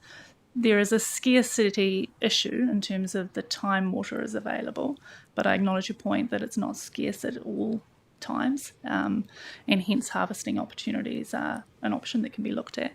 In terms of the question around why haven't we acknowledged that in the allocation, chose to try and focus on the issues that we heard strongly at the workshop, which were generally around equity issues for new users and small operators, some of the operational and financial risks, the issues around resources accumulating in the hands of the few with the wealth to purchase them. And so those were the sorts of comments that we had picked up. But I would argue that the equity and those other things are minor issues compared to the fact that if you actually give property rights and ownership of water by using financial instruments for allocation, what you do is you do bind up what is a non-scarce resource to make it scarce. Otherwise, there's no value in the people who are going to use financial instruments to get their allocation. And that, in a country like New Zealand, where we have an abundance of the resource, is a nonsense. And that should be the main thrust. All the other stuff are minor points. Can I just check that, just on that point? So was that feedback provided in written form or in the wānanga that we had? I said that. Okay, thank you. I said that in the workshop. Okay, thank you. Councillor Thunkle. Just a brief question. Within the RMA, we have maintain and improve. How does that just remind me where the new legislation sits? Because I think maintain and improve was always useful. I'm just looking at those clauses sort of around the setting aside of ecosystem health. Can you just remind me, please? So that is actually one of the points that we've picked up in the submission, that the goals in the Natural Environment Bill don't require maintenance or improvement, which is part of the current RMA, and when submission asks for a addition of a goal, and for that then to be reflected in the national instruments that would be produced underneath it, because yes, it is an important component of it. Councillor Scott.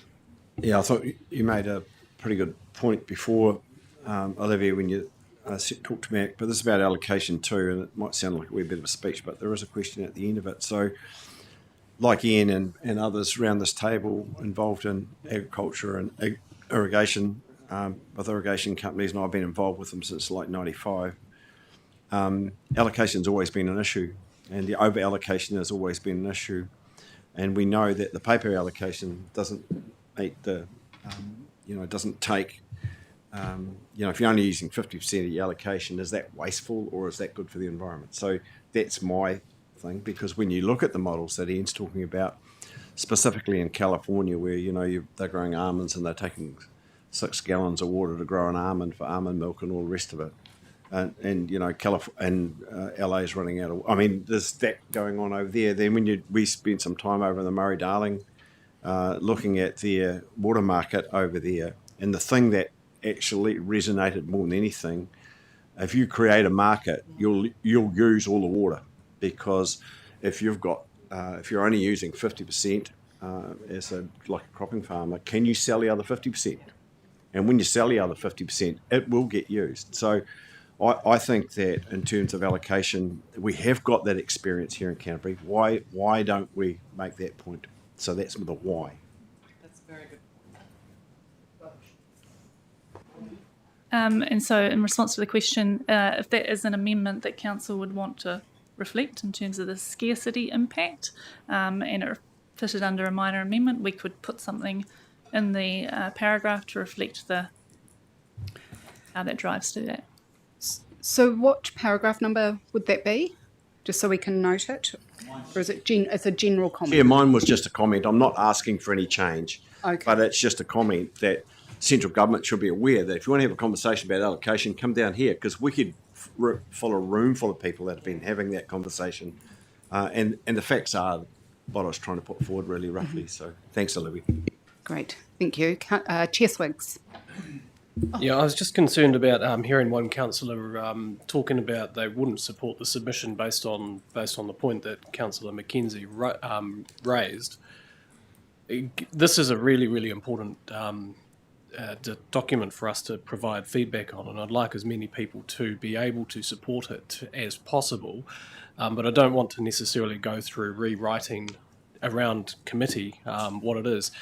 And there might be a mechanism in a resolution just to say these minor points that get captured to make minor amendments if the person who has those reservations is willing to do that. Now, I don't want everybody to pile in on that, but I want as many people to be able to support the crux of this submission as possible. So, I mean, it was just a suggestion and a question to Councillor Mackenzie, if I'm able, to see if there was a way that we could move that through so that because I do think that is quite an important point, if that was able to be reflected some way. So the process will be, once we've finished with questions, then we'll move the motion, and then when we have the discussion, if anybody has minor amendments at that point, that is the time to put it forward as a minor amendment.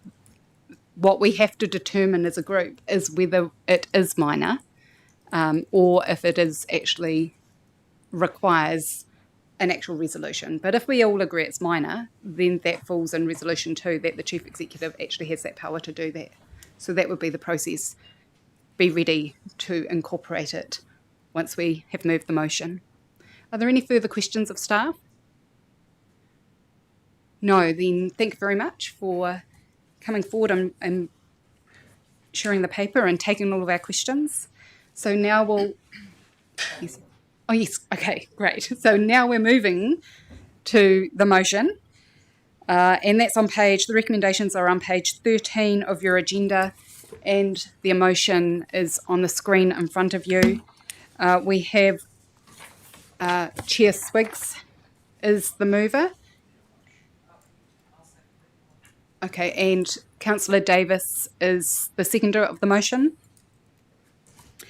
And now we can move to discussion on the motion. Councillor Campbell. Okay, again, here are some I prepared earlier. I'm a wee bit concerned on the introduction, simply that in many of the paragraphs, the environment is missing or is delegated to a secondary place in relation to communities.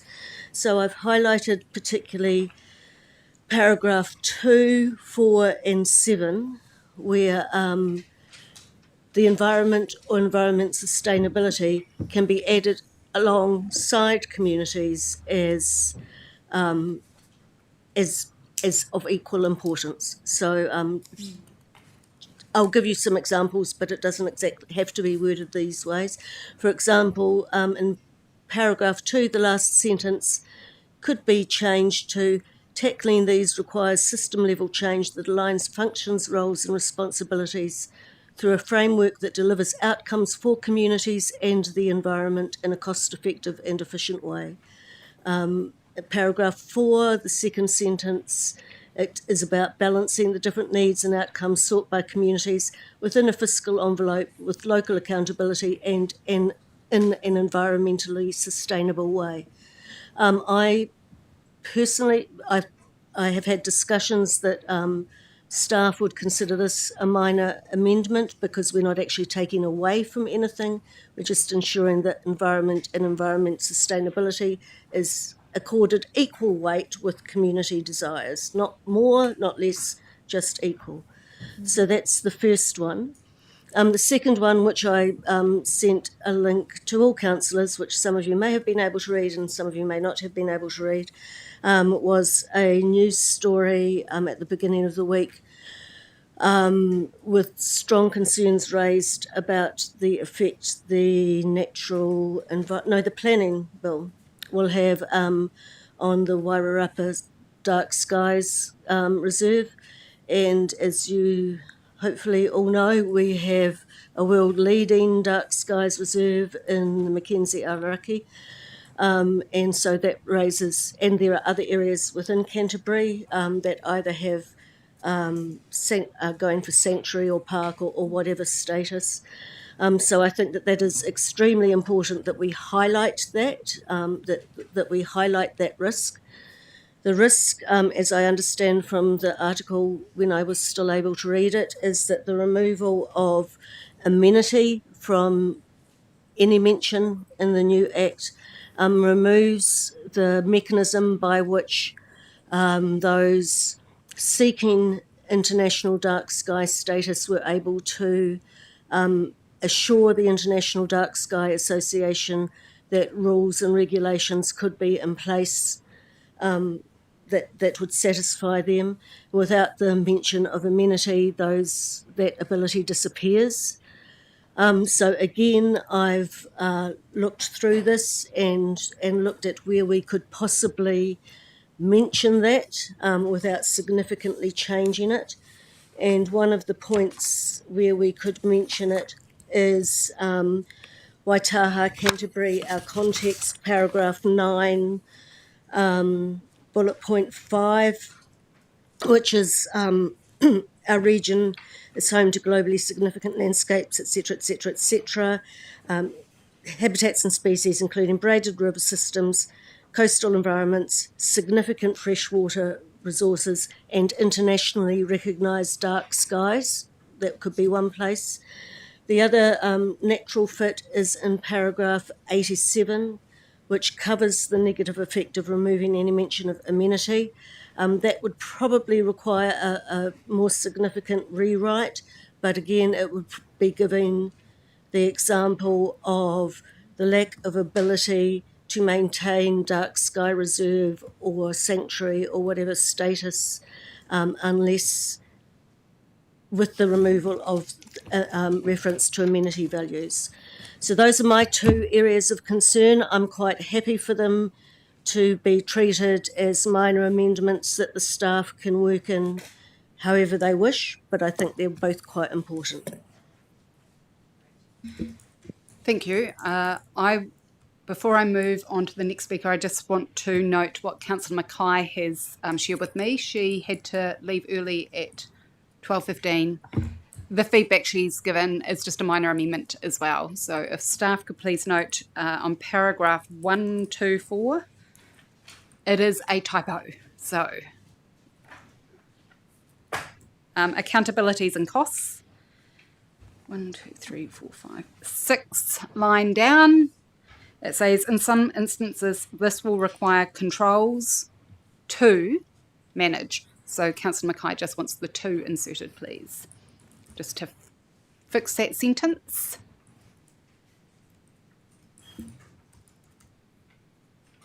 I'm sure you'll find it. And so further discussion on this, on the submission and this motion? Yes, Councillor Robinson. Mine's just general comment as well, but I guess some of the flavour or narrative in here feels a little bit too welcoming for me. In like an inverted pyramid with that coming in first, rather than looking at our warnings first. So the flavour feels very much like a favourable approach from council. So it's just the language is a little bit concerning to me. So it's basically saying we support government's objectives. It seems reasonable, but it also blunts our own warnings further on in the piece. It also enables ministers to quote the nice bits when actually reflecting on our submissions, and that concerns me as well because it has happened in the past, and it's very short comment on what we've said, and they've picked the wrong bits. In reality, a lot of it still shifts power upwards, leaves cost, blame, and delivery risk sitting still here. And the environmental limits bit, it doesn't adequately address democratic issues and concerns. And then we go back to the allocation situation. Have we adequately also reflected what could be coming in a proposed plan change in that situation too, that could change the scope of water allocation in our region? It's a very good piece, but it's the flavour of the narrative of the piece feels too a wee bit too welcoming in my mind, rather than just a warning. Because in essence, still there's ministerial override to environmental limits, and I think that is a big concern of mine going forward. I do support the submission, but I do also want that noted somewhere that I don't think we've adequately assessed the overall risk of democratic risk, public risk, and true environmental limits. Okay, thank you. Thank you. And thank you for clarifying that you support the submission and you want it noted on our records in this meeting, Correct. your concerns. Thank you. So I was going to go to Councillor McKenzie to see if you would like to add that addition or add more. Well, I asked in the pre-meeting just how open you were to change of some of the wording, and you said no, this is the final draft, except for minor changes. And I suspect what I require is something more than a minor change. In fact, I think 116 to 119 need rewriting for me to be able to support this submission. And it's really based on the fact that I think this shows a fundamental misunderstanding of allocation regimes on an international basis. And Peter's comments, with greatest respect to Peter when he was talking about Murray-Darling or California, both those jurisdictions are based on Spanish law, and our system in New Zealand is based on English law. And if you want a really simple lesson in the difference between the two, you go to America, and east of the Mississippi is operated under English law, and west of the Mississippi is operated on Spanish law. One is where the Spanish law is where there is not enough water to supply demand, and the other is where there's plenty of water, more than enough water. So the long run value of water is zero. Now in New Zealand, the long run value of water is zero. When you take out the component of investing in the infrastructure to make that water available to those people who want it. So Peter's wrong. If you have a market for water, inevitably the market in New Zealand will be, unless you actually make it scarce artificially, the long-term value of water is zero. So the second paragraph, where it talks about market-based allocation systems, prioritise efficiency over other matters for allocating resources. That is only true where we assume the scarcity of that resource. So using allocation models based on financial instruments may be appropriate for those things that are clearly limited in scarcity and have finite availability. That is not the case with water in New Zealand. So we should be, in my view, making a very strong case around that point. And interestingly, I've had these discussions with the Water Directorate from Ngāi Tahu, and their position has shifted because of that discussion.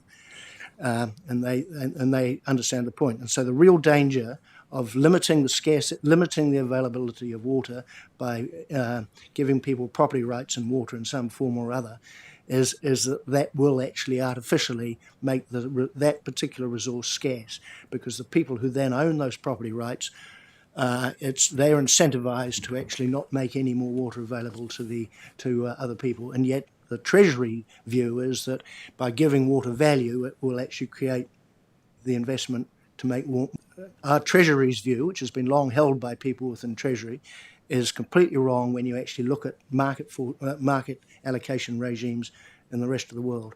And so I think we should be making, as the leading organisation for allocating water across New Zealand, within New Zealand I should say, we should be making those strong fundamental high-level points rather than delving into the details, which this submission does.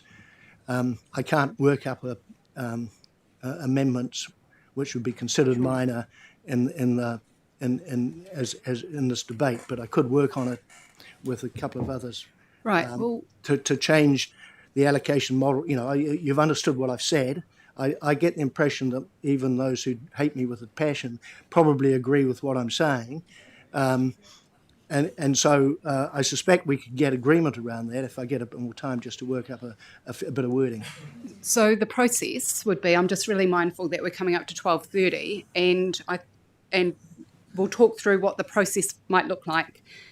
So in terms of outright removal of the points on market-based allocation, that would be more than minor amendment because it actually contradicts what some of the other councillors have put forward in their written and oral submissions on this. And so because of that, then you'd have to have a resolution, amended motion. So we do have time we can have a break and you can work through to determine one of two options in terms of process. How you might be able to modify, bring your points in without it being a substantive change to make it minor, or the alternative is that you come back with a amended resolution and we work with you in the break to be able to get that right, and we vote on it. So they're the two process options that I want to know if you'd like to take a break and do that. Yeah. Look, I'm happy to work on it, and clearly it would have to be an amendment to the motion. There's no point in doing that, though, if what you're saying that you think that is contrary to some people's views, in which case it'll be controversial. I would have thought what I was saying is not controversial. It tends to, I haven't heard anybody who is arguing for financial instruments as a way of allocating water. Right. I've heard other minor arguments about other issues around water, which I think all sits underneath the overarching comments that I'm making. So it might be a minor amendment. We can work on break. Well, it may We'd be, have to see it. It may be a substantial. I think it'll be a substantial amendment. Okay. But I don't think it's against the intent of anybody. Arguments I've heard or read in the submission process. Right. Okay. So it will be a resolution. It has to be. But if it is Yep. something now, then I won't waste my time. Yeah. Well, no. I think you have as much opportunity to do that as everybody in the room, and that brings me to the second point that I also wanted to raise. In my perspective, nobody is right or wrong in this room. We all have equal voice, equal say, and equal opinion. So, but I think we should break and see whether you want to take that opportunity and how we might work through it. Whatever comes back will be very clear, whether it's a minor amendment that everybody supports or whether it's substantial, and we take a vote on it because that's the pathway. We have 5 seconds to go, so if you could hold your comments and your feedback until when we come back. Questions or clarification, we'll do that quickly now. Sorry, but we've only got 5 seconds, so we have to go fast. That's fine. At the end of 119, it says we will remove the market-based allocation model from the bill. So I'm just seeking clarification, having already stated we want it removed, what your thoughts will achieve in further to that. That's my... I think a far stronger case, and I would propose also removing, working with the government to try and make financial instruments. So it's a combination. So supporting the main thesis, opposing any other options, but actually presenting a better case for opposing it in the first place. Does that make sense? Great, thank you. Yep, so we'll break now.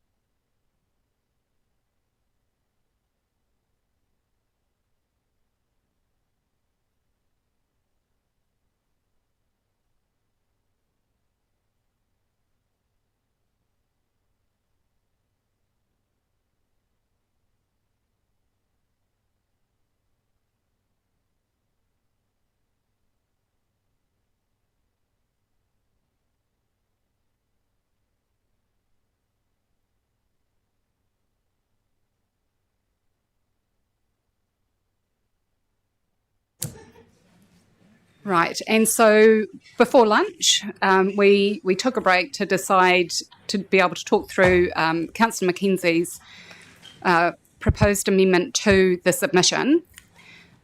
And when we've worked through it, so this is the proposed new additions. So if we look at now the submission, page 42 of the separately circulated attachments, you will see that there are paragraphs 15 to 19, and the proposal is to insert these two paragraphs into the submission, which strengthens the existing direction of the submission. And it's been put forward by Councillor Mackenzie as a minor amendment, which I've reviewed and agree would be a minor amendment. But what I think would be really helpful for us is, first of all, to take a bit of time to read it in context, and then we'll invite staff up so that staff can also provide an opinion on whether it contributes towards our existing trajectory of our submission, the submission point so far. So we'll give you time to read now. On page 20 of the... Yes, 20 submission, 42 pack. Great. So 16, 17 paragraphs. They drop down. So the 115 in these. Yes. Then 16 becomes 118. okay. Yep.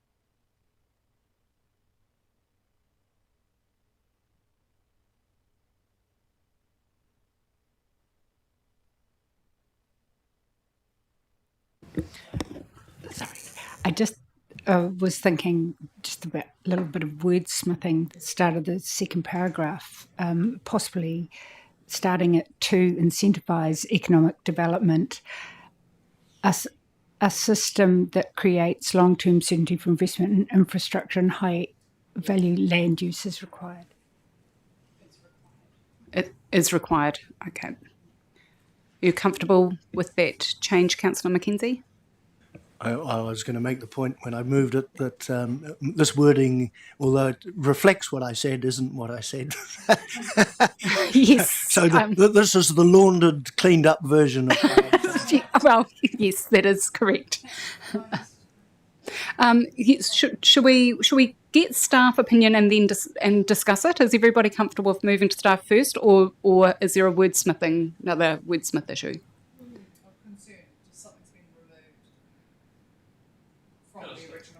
No, I'm sorry. Okay. The original submission, all of that stays. These, so after paragraph 115, there'll be 116, 117, and then 116 becomes 118. No, so it's all kept. It's inserted there. Yep, and you keep the rest. Yep. Yeah. And I would like to get staff opinion before we discuss it, unless it's a wordsmith issue. Right, okay, so if you don't mind coming forward, that will be very helpful. Thank you. Kia ora.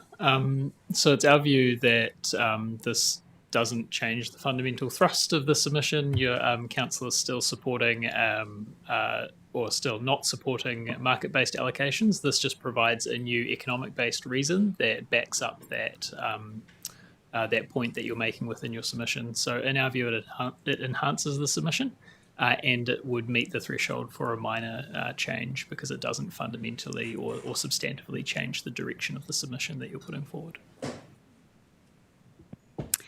Great.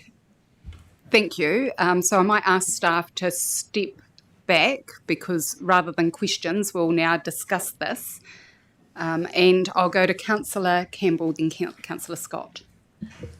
I have some concerns with the second paragraph, not because it's not necessarily right, I don't know, and that's why I have concerns with it.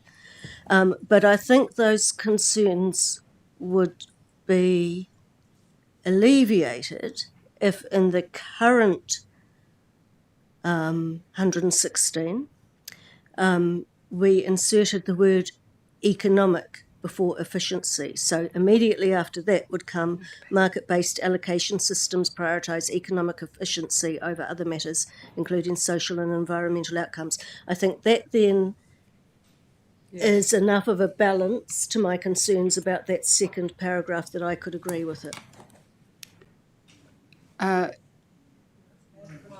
Hold on. Market-based allocation systems prioritise economic efficiency. And this is the economic argument. That's that the backs this up. I'm not sure what's needed, but I do know what you mean.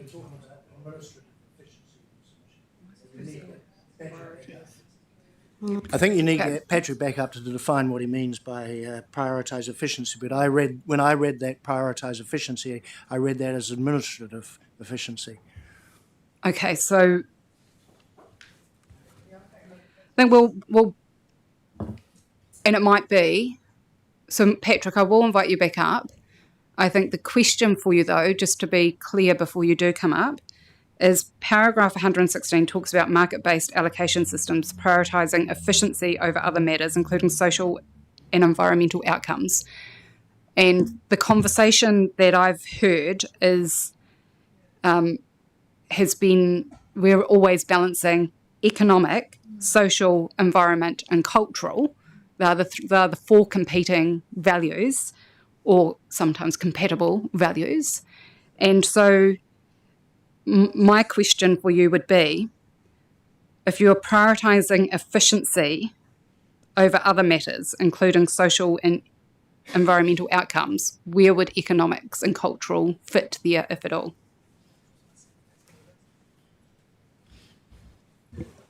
The intention of that paragraph when it was drafted was to refer to economic efficiency, and that was, of course, before we had two extra paragraphs that go deeper into that economic argument. So we could note economic efficiency in front of that word to provide that clarification. As you point to, Chair, it was pointing to the balance between social, environmental, and economic well-beings. And our view was that the way that the proposal was going forward was attempting to put economic efficiency above the other two. But as Councillor Mackenzie pointed out, that isn't necessarily what the proposals would have achieved. Yes. So with that staff explanation, are people more comfortable with asserting economic into 116 and accepting this as the backup, the argument to say it doesn't even work anyway? Okay, so I'll go to Councillor Faulkner, then Councillor Moody, then Councillor Robinson. I just wonder whether... Sorry, excuse me, Councillor Faulkner. Unless it's a question for staff, I'll ask staff to step back. No, great. Okay. Thanks, Patrick. Pardon? No, I'm just looking at that and I wonder whether 116 should even be there because it's been answered in the new couple of paragraphs.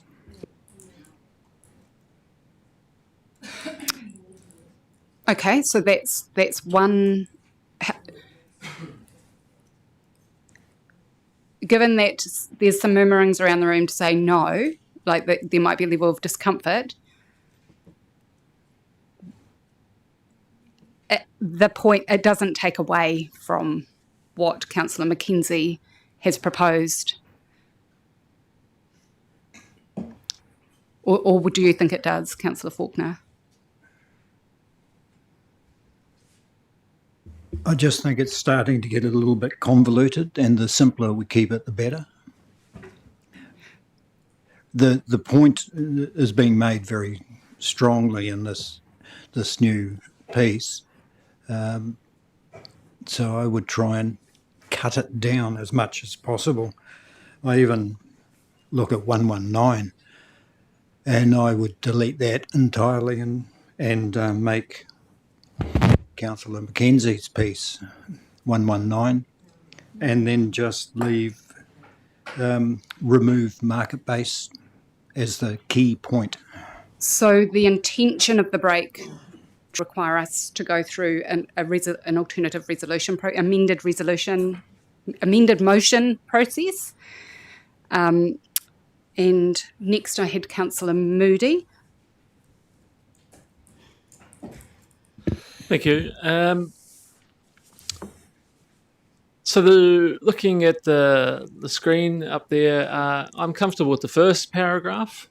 Yeah, that seems quite common sense and a sort of supply and demand system to me.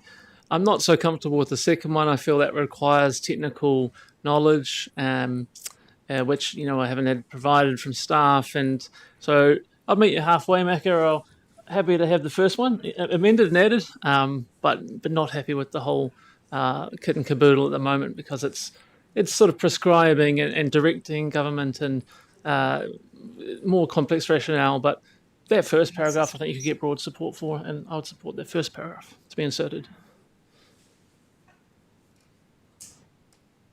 Okay, I'm just trying to work through where the complexity is.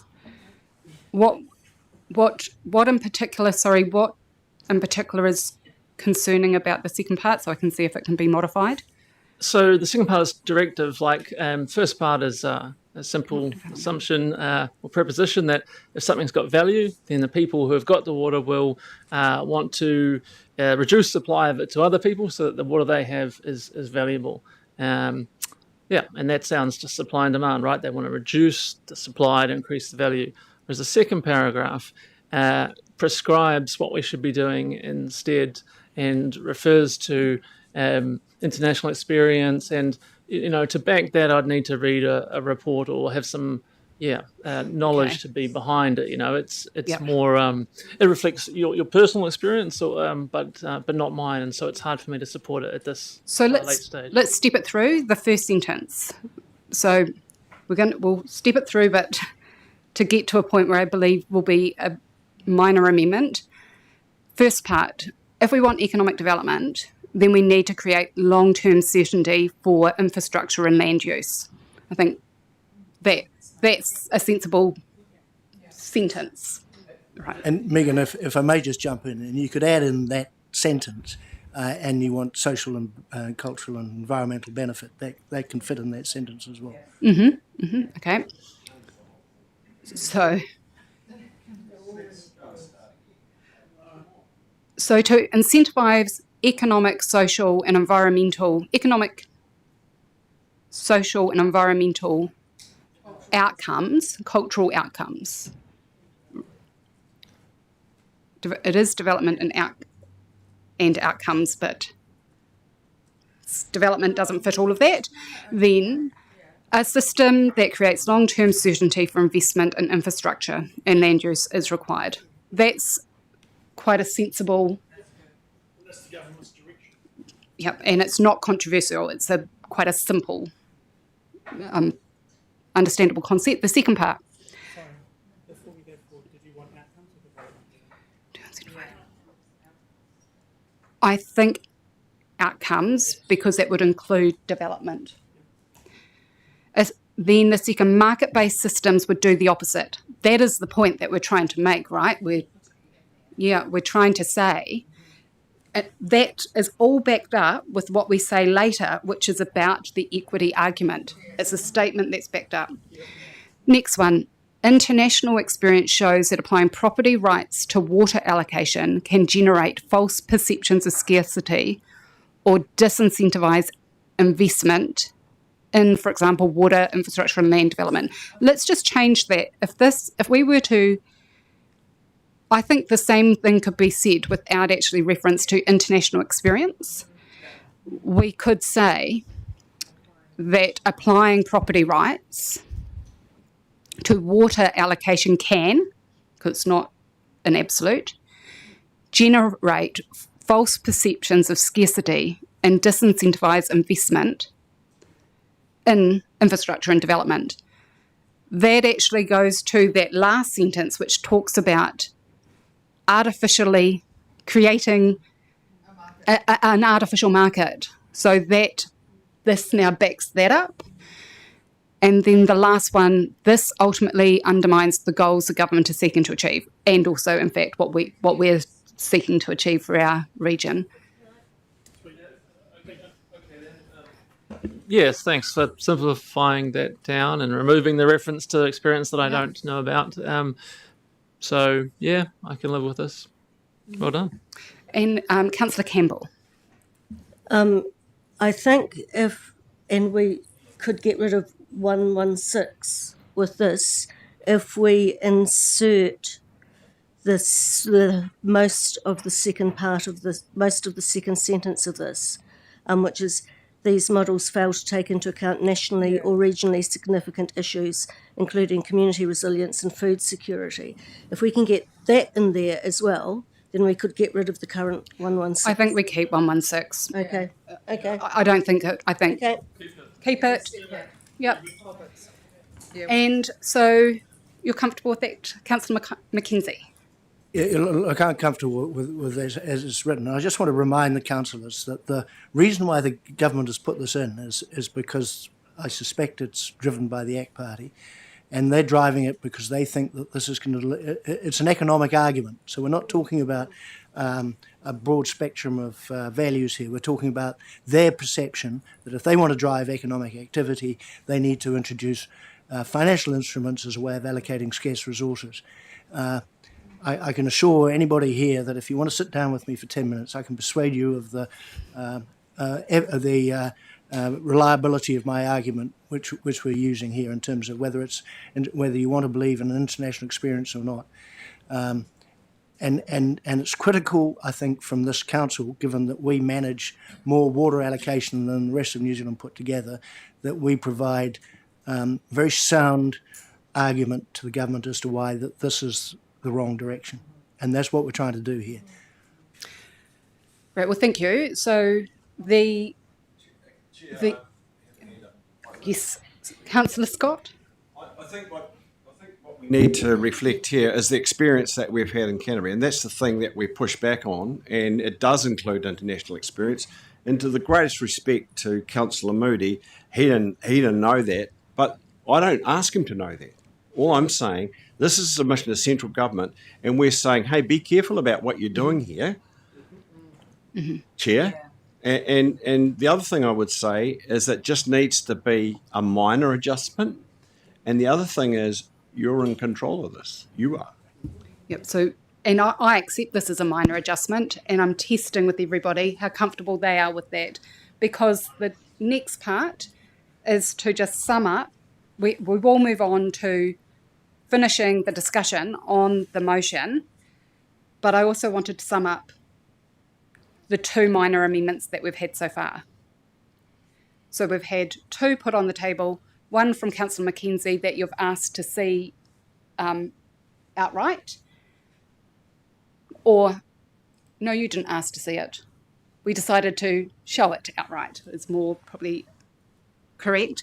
And the second is those amendments from Councillor Campbell, which are about minor insertion of environmental sustainability and the dark skies examples. And so they're the two that are minor, and they will go over into the CE discretion rather than us making any separate resolution. So with that now done, those that have not spoken to the resolution still have an opportunity to speak to the submission. And I need to check. Yes, so I would invite those who have not spoken to the resolution to speak. Councillor Mackay.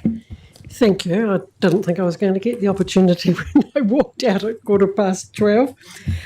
Look, I just want to thank staff and I think probably our chair and deputy chair of this committee for the work that's been put in finessing this. And look, yeah, I don't actually agree with 100% of what's written in there, but by and large, I agree with the majority of it.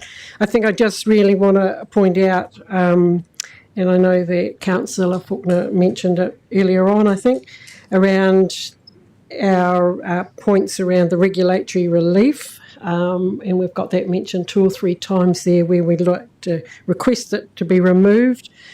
But further down the page, of course, we say that we support the intent of it, but we want a further conversation and further work or future work, a program with the government around that. So I definitely think there is some sense in taking that approach, but I do think that regulatory relief does have a place to play, and I think we've seen that work play out, particularly with significant natural areas, particularly in West Coast and Northland, as springs to mind. So just really wanting to note this approach that we've put in the submission around that.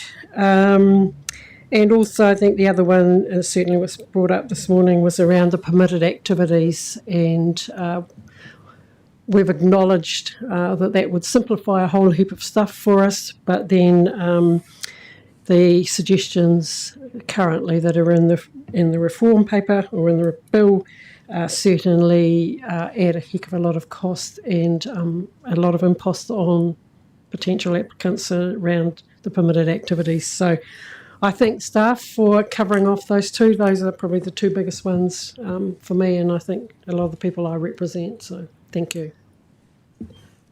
Councillor Scott.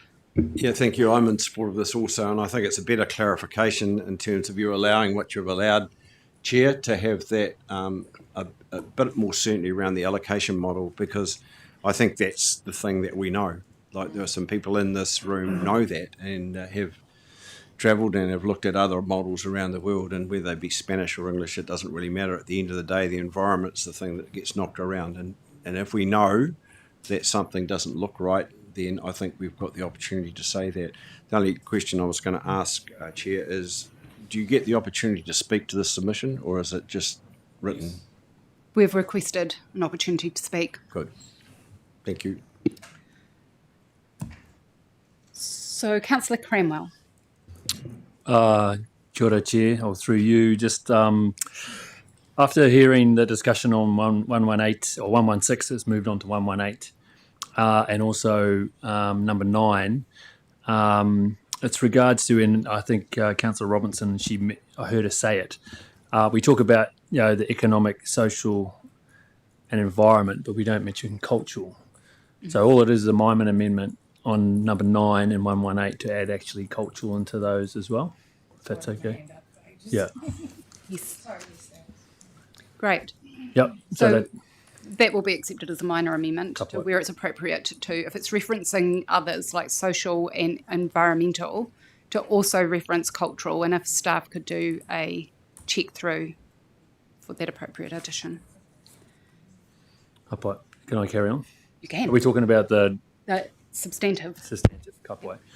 I mean, as you heard before from other councillors, that we probably haven't got everything in here, but I agree with the submission, and then especially because there's those 3 significant shifts, regarding the front loading, and I probably agree with the front loading because we've done that ourselves in our strategy, especially the gravel management strategy, whereas we thought let's get together at the high level, discuss things, and then put those in place. So as you go down, you don't have to have so much input into it because we've got that high level. I kind of agree with that, except the reason why I probably this one doesn't really I probably don't support what the current government is doing is because they've taken away mana whenua, taken away iwi throughout the new bills, etc. Especially from the RMA Section 6, 6E, 7A, and 8. It's not reflected in the current bills, or even in the spatial, the regional spatial planning, where, as we know, that is probably the most significant area with these bills that we do need mana whenua representation. So I really acknowledge the staff and in the submission and what they've put in. We've discussed the other ones with the effects-based management to externalities-based, and then of course we've just had a big debate on allocation. So I kind of support all where we've gone with that. And as you mentioned, we've got cultural in there as well. But the big thing is actually having mana whenua across all areas of and through the bill, especially in the spatial plan as well. So that's probably I really support what the staff have done. Kia ora. Kia ora. Councillor Finkel. Thank you. Just a few comments because the opportunity is there. I support the submission as it's written. In my own notes and thoughts, there is, as a farmer, if I represent that community, uncertainty as to what the new system will actually look like when it's implemented, who the ultimate decision makers are, and some of those decision making processes, permitted activities and consents, what is consented, what are permitted, what do registrations are registrations just like a consent and another name that you have to go through hoops. So there are a bunch of things that sit in there that provide some risk and some uncertainty for me. But the real deal will be when the MPSs and NESs come out and inform these conversations. So whilst we've talked about the infrastructure and some of those more critical issues that we don't agree with, I think that the bigger debate will be when we reach those NESs and what those environment limits and where government comes to in those conversations. So until we reach that point, I think there's enough uncertainty there to make me less confident about where we're going, but accept the submission that we have as being as good as we can get in the interim. Thank you. Kia ora. Well, before I go back to Chair Swiggs for right of reply, I'll just provide my feedback into... Councillor Gerard, did you want to speak to this? Yes. Okay. Sure. Have a minor word. Is that all right? Oh, yes. So you want to just minor amendment? Minor amendment. Yep, sure. Yep, absolutely minor. It's just a word. And it's actually in the Canterbury context, so it's number 1. But I just sort of feel it's really needs to be really out there that we have braided river and aquifer systems. So the word aquifer. Oh, add an aquifer. Yeah, and aquifer. Thank you. So it's just making sure aquifer is actually brought out in this document. So that's 4 minor amendments for staff to note now. Great, thank you. Thank you. Oh, and Councillor Lamont. Thank you, Chair. I am in support of the bill, and I would just like to thank and congratulate the councillors on working so respectfully together. It's such an important submission, and it's been an honour to witness people listening to each other and coming to a really good point of consensus. Thank you. Kia ora. Councillor Robinson. I actually am supportive of all this as well, but I just wanted to just highlight my voice because I feel like it's not reflected heavily in the whole document, and it probably would never be. But the coastal is still, I know it's part of everything going on, but it's not just a receiving environment, it's a separate ecosystem that requires overall commitment. And I feel like the bills even narrated by government don't include much of that, and so we can't really. But yeah, I'm just once again unsettled by the lack of coastal element. So I want to make sure all councillors have now had an opportunity to speak to this. Great.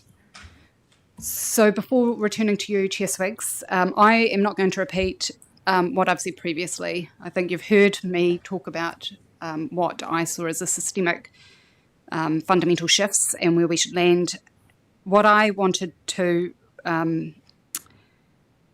really focus on is appreciation to staff and acknowledgement to councillors, because this reform package landed only weeks before Christmas and it's been described as a once-in-a-generational shift in resource management, and it is. And what that meant is that staff worked tirelessly through Christmas, through the summer period, to make sure that they did proper analysis, they drafted the material, they provided advice, and they did this in a way that enabled councillor voice and perspective right from the very beginning through until today. The way that we've worked through this today demonstrates that our voice has been present in the whole process. But I also wanted to acknowledge on the process that we ran in gathering our input and reflecting, and the extensive feedback that went through the wānanga exercise and also written feedback. And what I've seen is that many of the councillor comments have been carefully worked through and incorporated into the submission. And for all of the councillors, many came straight into this from an election cycle, straight into induction, and then they're immediately into a major reform program that was a steep learning curve. And for some of us, the returning councillors who have been part of the system and part of the governance of a regulatory framework for a long time, you had to take the time to go compare what we have now with what is to come, and that is not easy. And for the councillors who were new and not returning, you had to learn the current system and see what was going to change. And that's been an enormous amount of work over the summer period for everybody, and I wanted to acknowledge that it's been unusual and hard work. It's required a lot of personal time, lots of community conversations, and careful thought. And I want to echo what Councillor Lamont has said, which is through this process, so we've had the opportunity to meet with a number of you in one-on-one sessions and really talk it all out. And what I've really seen is genuine collaboration and willingness to understand a different perspective. So I just wanted to thank you all and thank the staff. And now I will turn to Councillor Swiggs for right of reply.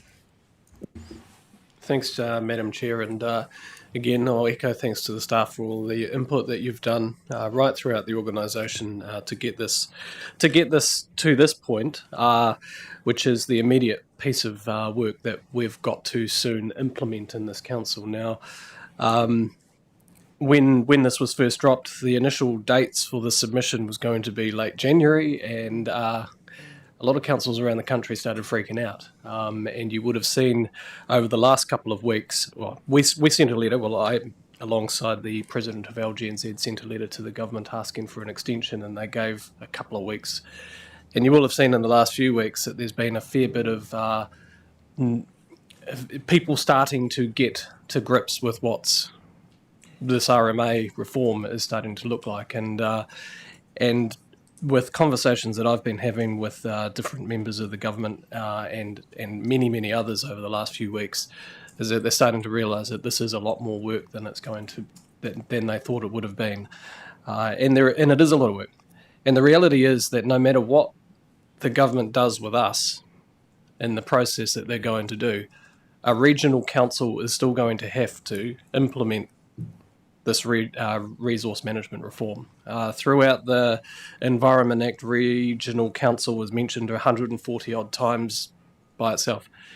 So that's not getting rid of regional councils as what we were thinking it was going to be before it landed. That we have our eye on this rather than arguing about what the future shape of governance looks like in Canterbury and across New Zealand. The biggest change here for me, and the one that does excite me, and we've talked about a number of things on the edges, is the ability for spatial planning to happen. Now, I actually think that's a really good thing, and regional spatial planning is going to be quite critical. what does that look like in Canterbury? Well, we have Canterbury now, and we might have different things in the future. But these committees have to get something on the landed as a spatial plan for the region. At the moment, it's Canterbury, within the next 18 months, by the middle of next year. That is going to require all of us to work with our communities to understand what that looks like. The only fishhook in that is that there is no role necessarily for the regional council in those spatial planning committees, which is reflected in our submission, which is a big mistake, because when we come to building our environment chapter, which this organisation will have to do, that will need to be fed into the spatial planning process. So I do hope that that will get ironed out through the select committee process. We will still be held accountable for the implementation of this RMA reform through the 2 acts, and so no matter what is going to happen, I think that we need to be having our eye on the ball about this. One of the things around the RMA is the reforms is that one of my concerns is that we're not going to create durable environmental law if we throw out a number of the treaty partnerships and the treaty settlements and the other engagements that you have with mana whenua through these processes. I'm really pleased to see that it is at the high level, but it's not guaranteed in a number of those other levels, and I do want to echo what's in our submission around that. And I will repeat what I said earlier: the implementation costs of the RMA by the government's own analysis is $10 billion, with $9 billion of that being borne on by ratepayers and councils across New Zealand. That is a considerable amount of money, and that is a considerable risk for all of us. So I want to leave with that note, because we must implement this. This is a submission. The next step is this goes into law, and then we need to implement it. And that's where the rubber's going to hit the road, and that's where we're going to have to hit the ground running, because there's 18 months to get those spatial planning plans in place, and with our environment chapters. So we're going to have a fair bit of work to do, and we're still going to be here to do that work. So thank you again, everybody, for everything that you've said. And I think it's a meaty submission with a lot of points in there, and I think there's many points that we would have liked to go further, but I think overall it's good. Right. So now we will move to the vote, and the recommendations are on page 13 of your agenda, but also in front of you now. So all those in favour, please say aye. Aye. Those against? Abstentions? Carried. And well done. Working through that really tricky. If we can all agree on an RMA reform submission, we're in pretty good future. So well done.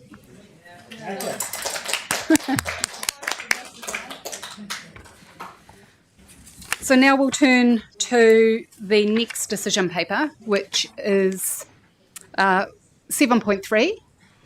And that is delegating authority to approve submissions on Territorial Authority annual and long-term plans. That is pages 16 to 18 of your agenda. And I'll just remind everybody, when you are referring to page numbers, particularly with the amendments, please refer to the black where it says 42 of 53. So just a reminder. But for now, we will please come forward Emma Davis from Senior Strategy Manager to come and present this paper.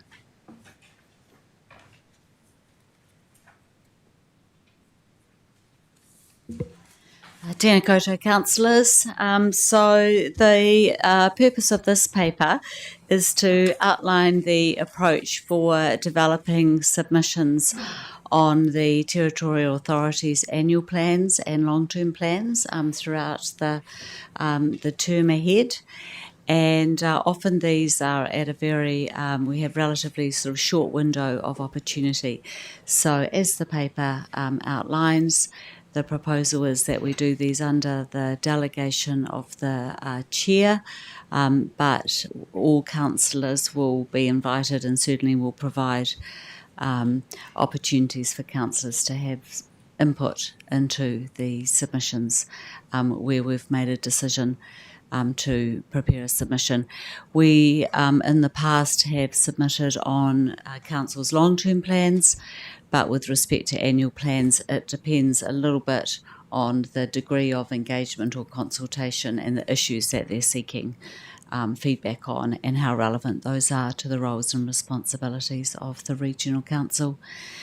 And noting that Christchurch City Council have just adopted their annual plan for the year ahead for engagement, so that will go out, and so that will be the first one that we will consider making a submission on. So back to, through the chair for any questions. Yes. Questions of clarification for staff? No. Okay. Oh, sorry, Councillor Robinson. No, sorry. Thanks for that. So did you just say that we normally submit on long-term plans? Yes. But annual plans? Sometimes. Yep, sometimes. So generally we review the annual plan and look at the issues that they are engaging or consulting on. And so we wouldn't necessarily make a submission on every council's annual plan. We would do that where there's something specifically or relevant that we have an interest or relates to our roles and responsibilities. Great. Councillor Campbell? And so this is just to clarify for me what's happened in the past. And the second point of this recommendation delegates authority to the chair and or deputy chair of the Canterbury Regional Council to approve submissions or feedback on the council. I'm not quite sure whether this is that staff draw up the submission and then take it to the chair, or whether council draws up the submission. Can you explain to me what's happened in the past and how this might differ from it? Certainly. So we're proposing to take the same approach that we've previously taken. So there's no change to that. We just wanted to bring this, given you're a new council, so you've got a good understanding of how that happens. And so the way we develop the submissions is very similar to what we've done on government proposals. So we, have a look at what the plan's in there, and then make some where the staff develop the submission based on input and direction from the council. Thank you. Councillor Gerard? Thank you, Chair. There will be emergency management work. There'll be crossover and biodiversity, that sort of thing, and under the acts that we're working with at the moment. So there would be automatically some point of interest. So does it really change that will trigger? So for the councils, depending on the focus of what is in their annual plans, obviously there are a number of things that we work across in terms of roles and responsibilities, but it's specifically around what they are consulting or engaging on in that annual plan. Great. Councillor McKenzie? Yeah, thank you. I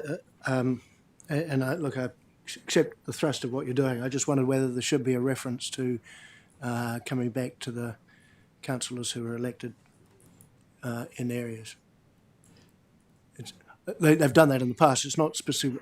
It's not specifically mentioned in the recommendations, even though it might be in the background. So page 16 of the agenda, it does have recommendation 3, and that states that all regional councillors will be given an opportunity to review and provide feedback. Yeah. No, I'm being more specific, but the constituent councillors should be consulted by the chair. There should be some mention of the constituent consult rather than all councillors. It's a different thrust.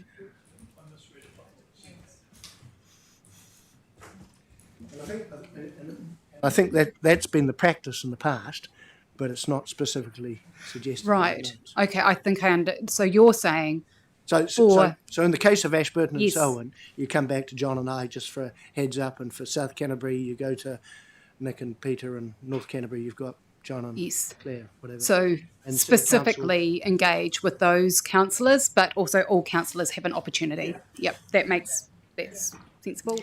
Yeah, I can confirm that that is, as you said, that has been the practice, and we will do that.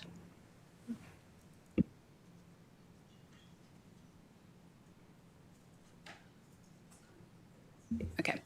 I've just been confirmed we don't have to change the wording of the resolution because it's common practice and it will continue. So, further question, Councillor Gerard?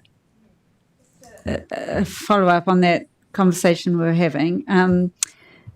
I guess my question is more around if we have a change in our long-term plan that triggers a change and we want that worked in with their long-term plan or their annual plan. Yeah, it's sort of like that crossover. That's where I'm sort of thinking that might be where the trigger's coming on from work that we've done, might be changing their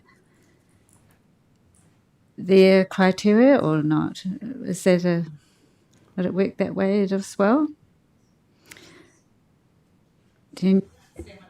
Yeah, I'm trying to think of examples. There will certainly, where we're developing our long-term plan, if there were sort of implications for then or impacts that would affect other territorial authorities through our sort of relationship forums, and there's a sort of a variety of mechanisms in which we would consider the consequences of that. So there's different ways that we would engage with the various TAs on issues that we are addressing through our long-term plan that impact other councils. Yeah. Great. And also noting that they have the opportunity to submit on our plans as well. Are there any further questions for staff? No? Then thank you, Emma. Thank you. So I'll put the motion and then we'll have the opportunity for discussion. The motion is on page 16 of your agenda pack and up on the screen at the moment. So is there a mover for that motion? Councillor Campbell, and seconder, Councillor Gerard. And now any discussion? No discussion. Okay, so we will move straight to the vote then. Oh, sorry, Councillor Moody. Yeah, just to emphasise the point Emma was making, that ensuring that all councillors have an opportunity to input into the chair's position, not only the ones in the region. So yes, if it's something in Banks Peninsula, great, check with Andrew and I, but I'd expect everyone else to have a chance to contribute as well. For example, that's very important to me because, as we emphasise, we swear oath to Canterbury and not just to our patch. Chair Swicks. No, I can just assure you that will happen, and that is the absolute intention. One thing I am going to be looking for within the annual plans is where councils potentially are implementing budgets for, especially with what's going on, infrastructure improvements and where they're going. So I think that's something, these things are relevant to our role as the regulator. So that's what we're kind of looking for, and making sure, especially with some of the issues that we're facing at the moment, whether that investment is happening. So that's the type of thing we're for. Great. Okay, so we'll move to the motion which is up in front of you. So all those in favour, please say aye. Those against? Any abstentions? Carried. So now we move to the information papers, which are on, that's 8.1. The first one will be the resolution status report for February, which is page 19 to 21 of your agenda pack. And Amy Allison, Director of Strategy and Planning, is going to speak to this paper. Kia ora tātou, through the chair.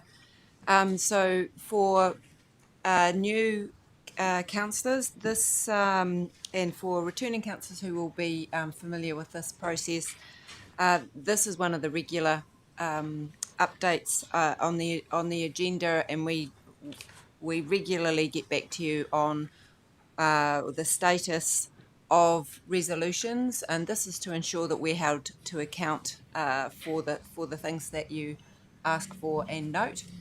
So this particular report has two outstanding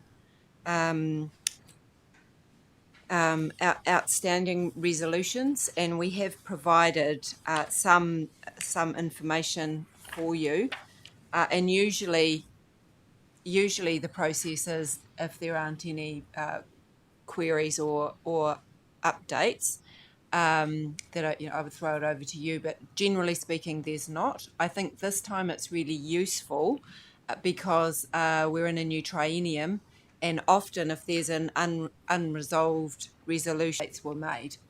So I've got my team here, and I know particularly to give due deference to the council members who raised the resolution, whether they were here or not, or what we agreed to council or to this committee, it would be useful to get a bit of an update from staff on what these particular issues are, and so in the room, where we are today, given that they are unresolved, and also when we intend to come back to you or update you. And I think it's quite useful, some of these issues. Particularly, I knew to give due deference to you, Councillor. This is particularly around the coastal plan. I think it's useful, to acknowledge that this resolution still exists, but also for the rest of the room, if they can get some background to why this issue is not resolved, and also some updates on the times that we have come back to brief and update, and the additional information that we've provided, but also and what we intend to do. So if that makes sense. Yep, sure, but Amy. Yeah, so I will ask my managers to come to the table, and if you want to send them away again, that's fine. But I think it's just useful to make sure that, we're providing you with every opportunity to answer your questions. So that's that's more than one per person. Yes. Thank you, Tom. I think it is really useful for us to have a quick update and then the opportunity for questions. Yes. So and that's what I was going for. Thank you. Thank you. Did you want to provide just a brief update before we open for questions, or did you prefer? That would be really helpful, just a really brief update, please. I've actually got it's a bit of a ramble, so it's a bit of a long update, but it's because there's quite a long history with the coastal plan. There's quite a long history, and I know that sort of a lot of the councillors weren't here to didn't live through that history, so I just wanted to go through it, but also just in recognition of the fact that we haven't had a chance yet to brief this new council on the full planning work program. So there's quite a lot of work going on, and that has been going on for a number of years. That is also relevant to this. So hence there's I'll be reading a bit of a list here. Okay, so in February 2024, Council received and adopted a notice of motion that asked staff to scope the costs and resources required to commence a targeted review of the Regional Coastal Environment Plan, with the intention of addressing activities operating within the coastal marine environment, which no longer reflect the direction of the New Zealand Coastal Policy Statement. In May 2024, Council received a briefing on the potential approaches for reviewing the coastal plan and developing targeted plan changes. So in the context of a full plan review that was scheduled to begin in 2025, there were three options presented to Council, and Council adopted the option of implementing good planning practice by developing a comprehensive evidence base with an ecosystem-based approach to the development of regulatory options. So that meant that targeted plan changes would be developed based on whether evidence indicated targeted changes would deliver the desired outcome for better alignment with the New Zealand Coastal Policy Statement.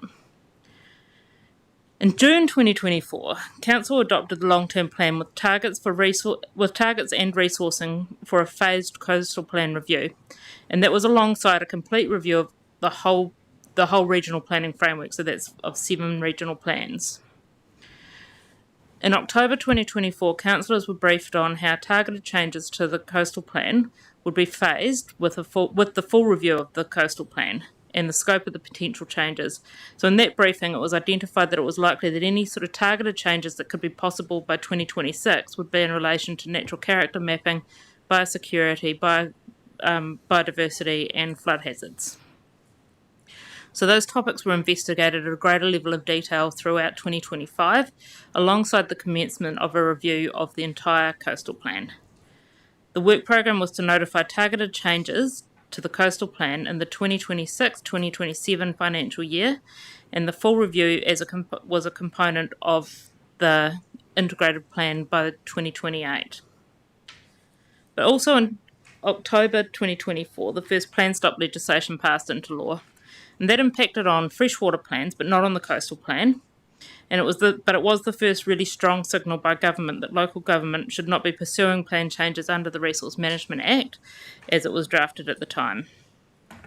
In 2025, work continued on the full review of the coastal plan, including the targeted change phase of that review. And in April 2025, Council was briefed on the changing national direction and the scope of the plan review program in the context of that reform.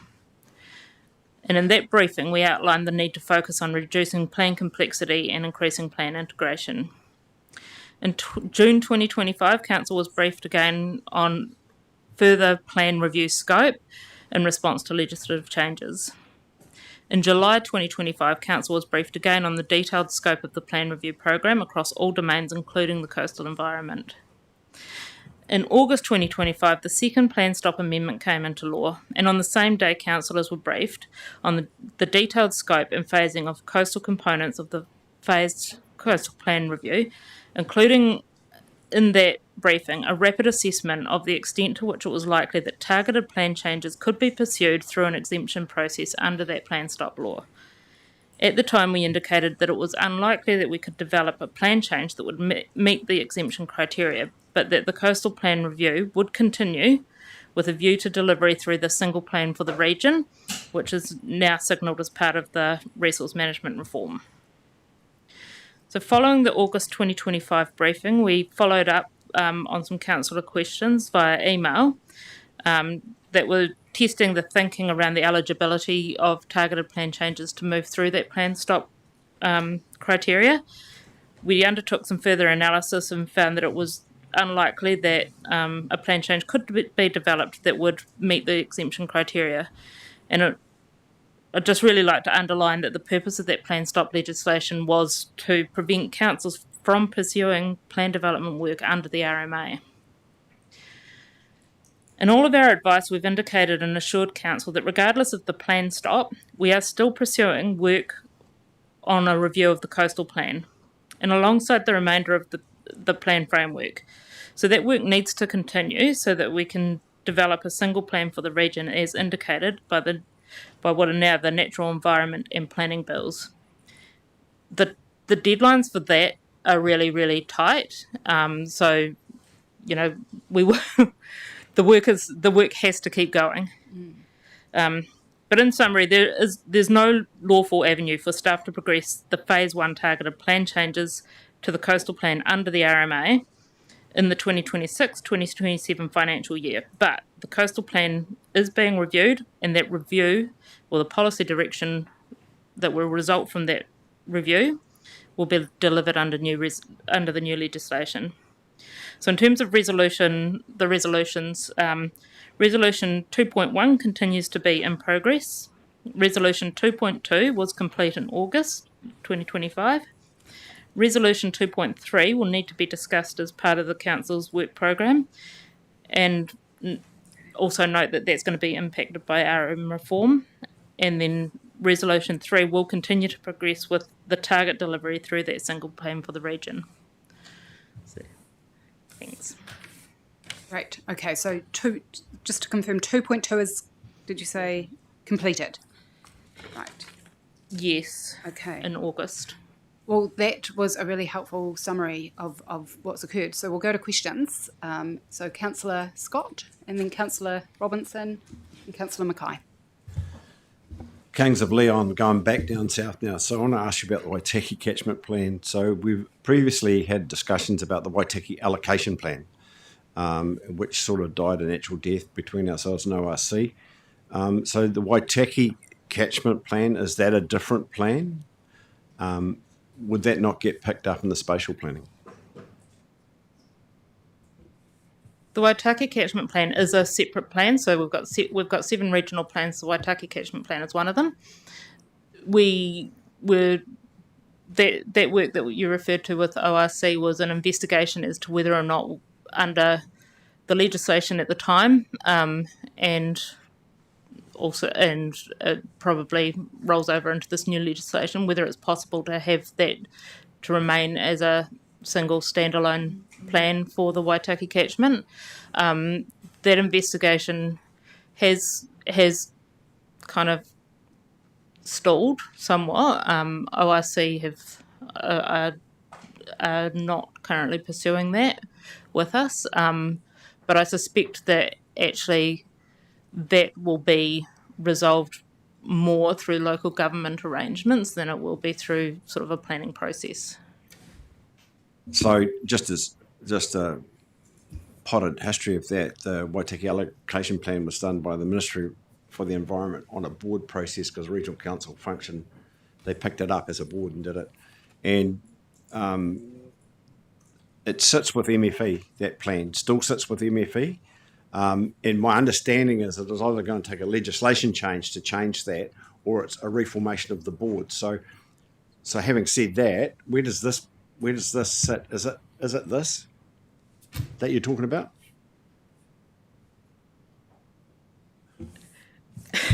It's really tricky. Yeah. The law around the Waitaki plan has sort of that established that board was repealed, but so there's not a really clear legal pathway for that to be changed. But that who knows what that's going to look like as the legislation settles. But at the moment, it's pretty clear that a single plan for the region, if Canterbury stays within its current boundaries, it would be that. The relevance of that is that it was brought to our attention by Moeraki, Waihao and Arawhenua in terms of we need to look at this, this is an Arohi, we need to look at this. So the discussion around that, I look forward to having the discussion around that, maybe with you guys and just see where we're at with that. Became very, very contentious because people started talking about, we're not going to redo the allocation plan for the Waitaki, because once the allocation plan for the Waitaki was done, there was nobody objected to it. Nobody. So they're going, well, why? But if it's a bigger piece of work, I think we need to understand it before the cat gets out of the bag again and we get all this emotional charging going on. So, yeah. Yeah, noted. We've noted it. Councillor Robinson. Going back to the coastal plan, thanks for the update. It is good that the new councillors are sort of getting a timeline of events, though I must admit I'm sort of remembering it very differently. Maybe it's just wording or something, but because originally it was going to be a targeted coastal plan and the development of integrated. It was always going to be separate. One was going to be notified and then it would be made operative with the integrated. So it was always going to be a standalone. And so the wording's changed in here from and to or. So that is a wee alarm bell for me. Yeah, it was. And it says in the LTP as such. So anyway, and so $1 million was set aside for it. So looking at my wee risk lens for me, could you maybe bring us at some point up to date with where you're at with the technical information, the research, at a visual sort of lens, like showing me or us what you've gathered, that and what's highlighted as something that is really quite clearly identified as a bit of a something that needs to be looked at. I haven't seen anything of that since 2024, and I know Jacobs was brought into the place. You know, where's that $1 million gone? I guess too. So that's my big thing for staff to go away and show me a pie chart or a graph of where we're at with that, because this doesn't tell me anything. So we might, I That's think fine. we'll come up with an action at the Yeah. end of the discussion about what next steps might look like. No, thank you. But there was one of the questions I think which does need answering. The and or? Is the and or. So it was, I heard in your summary you talked through the targeted and then continuing with the full, but at some point, was it the second plan stop that meant that the targeted had to stop? Yeah, so that was August 25 that you said. Right, so that's why targeted stopped. But once my next question then is related to what's already been asked, which is how does this, with the new RMA system, and we've got to do spatial plans, and then we've got to do the big plan, this now all falls into that. And so at some stage we're going to have to work through what transition looks like. And you've already said work must continue, and you are continuing the work, because whatever happens here has to be picked up and bolted into there in a very shortened time frame. And so that means this becomes a little bit time pressured. So we'll talk about what the next steps will be after that. But I've understood that's what's the RMA process is going to happen next, is correct. Great. Next was Councillor Mackay. Oh, sorry, did you have some to add? Oh, thank you. I was just going to add that it might be, useful, and we'll talk about the actions of all, what would, in terms of, because it concerns me, the multiple briefings and emails, that if you're still feeling like we're not doing anything or nothing's been done. So I think it would be useful for us to at some stage come back and identify why, given that the legislation changed and we are unable to make the changes noted in the paper in front of us, we do not, or definitely for some of the new councillors who don't have who weren't along for the journey. And I think we will include, because we got some really great feedback from you, councillor, on what are the things that we could investigate more fulsomely to see whether a plan stop or a plan change exception could be made. And I think if we're a bit more explicit about that, that would be really helpful, because I given that there was money set aside for this work and work has been done, we need to join those 2 points together so you can actually have greater assurance that that is actually the case, versus Lisa and I saying so. Yeah. Right. And before I come to Councillor Mackay, just making it really clear, this is a resolution status report update, which means that we're just noting what the outstanding resolution is, and we're not actually proposing any further work. But what we've heard is that we do need to get across some further work. So Councillor Mackay, you. Just before I go into my question, I think it's pertinent for us to remember that planning is borrowed money. Yes. So if it's not spent, it's still there, even though it might have been in a long-term plan or something like that.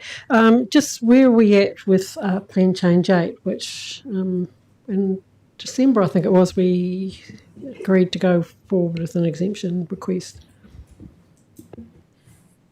Yes, so that application was made in December before the shutdown period.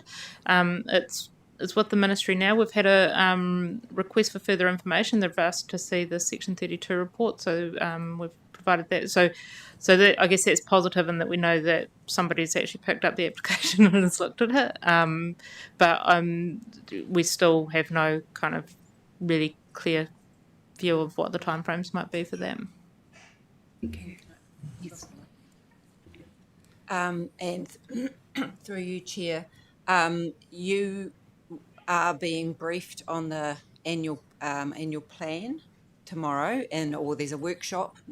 Need to use the right word there. So there is a briefing on the annual plan, and the last time we briefed you on the annual plan, the issue, there were queries around how allocations to do with annual plan were made, and the differentiation between what is debt funded. So for any planning, we go into debt, and there's a portion that is also allocated in Lisa's budget to service that debt. So to your point, Councillor Mackay, any of those sorts of questions, so we don't, please ask them tomorrow, and we will provide some greater detail on that. But again, also want to be clear that we are not going into debt while the annual plan or the long-term plan has allowed us the provision to draw down money or to service that debt.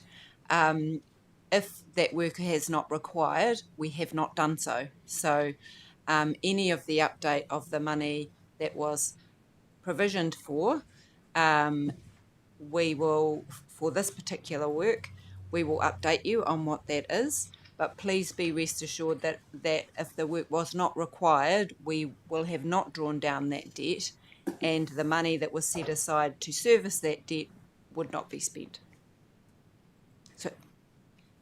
So, but more questions about that tomorrow, and hopefully, and I will say it lots of times because it is quite brain hurty in terms of how that's how we've chosen to budget. Right. Okay. So, Councillor Campbell. Actually, I think mine has kind of been answered. I was just going to ask specifically about 2.1, identify and build an evidence base, and just say that it would be very helpful for us to know what evidence you're collecting and what conclusions it might be leading you to. So I think that falls into the whole more briefings about the work that's going on here would be really good. Councillor Faulkner. Just a request, Lisa, would I be able to get a copy of that little piece of paper that you've got, your rambles, because it will help me clarify in my mind?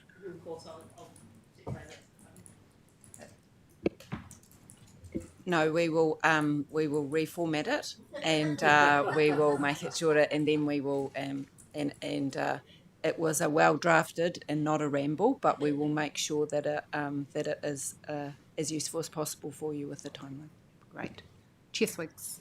Yes, that would utilise our memos that we'll start sending us. Like, I'm at the end of the table. I'm like having to wave myself around. Anyway, I just wanted to ask a question on the other one on here, the dust research and improving dust management. I note that there's an update to be provided in Q2. Will that be an update, or will that be some sort of form of actions?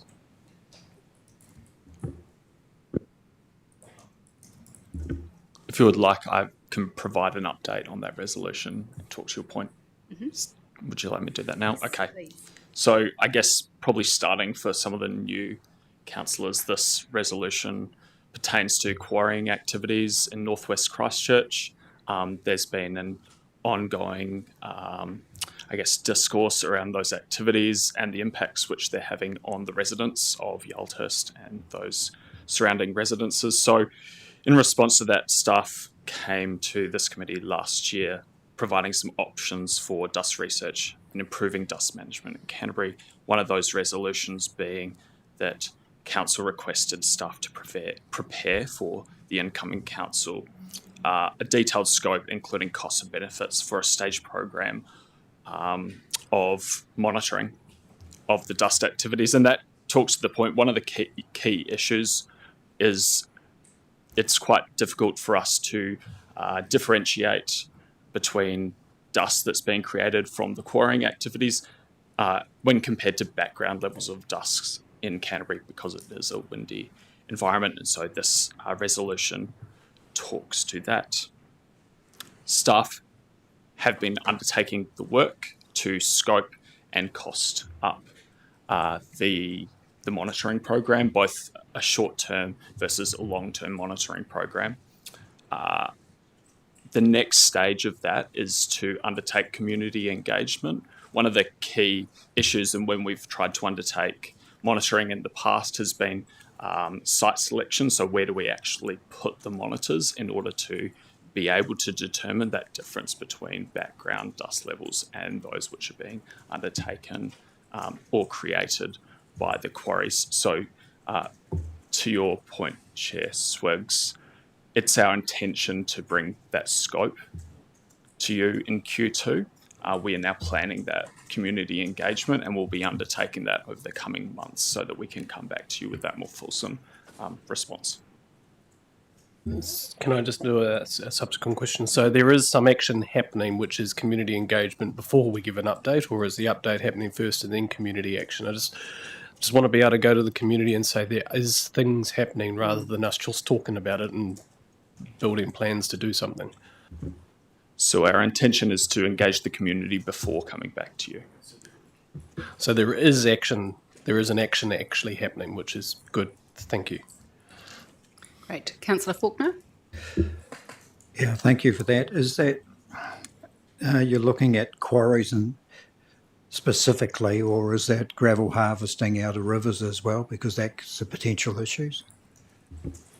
This resolution is specifically around those quarry activities in northwest Christchurch. Yeah. Councillor Gerard? Yes. So is it Yoldhurst and Templeton as well, or just Yoldhurst area? Yes. So part of the work we're doing around site selection is to kind of address where is the best place to put those. So yes, it includes both. Councillor Moody?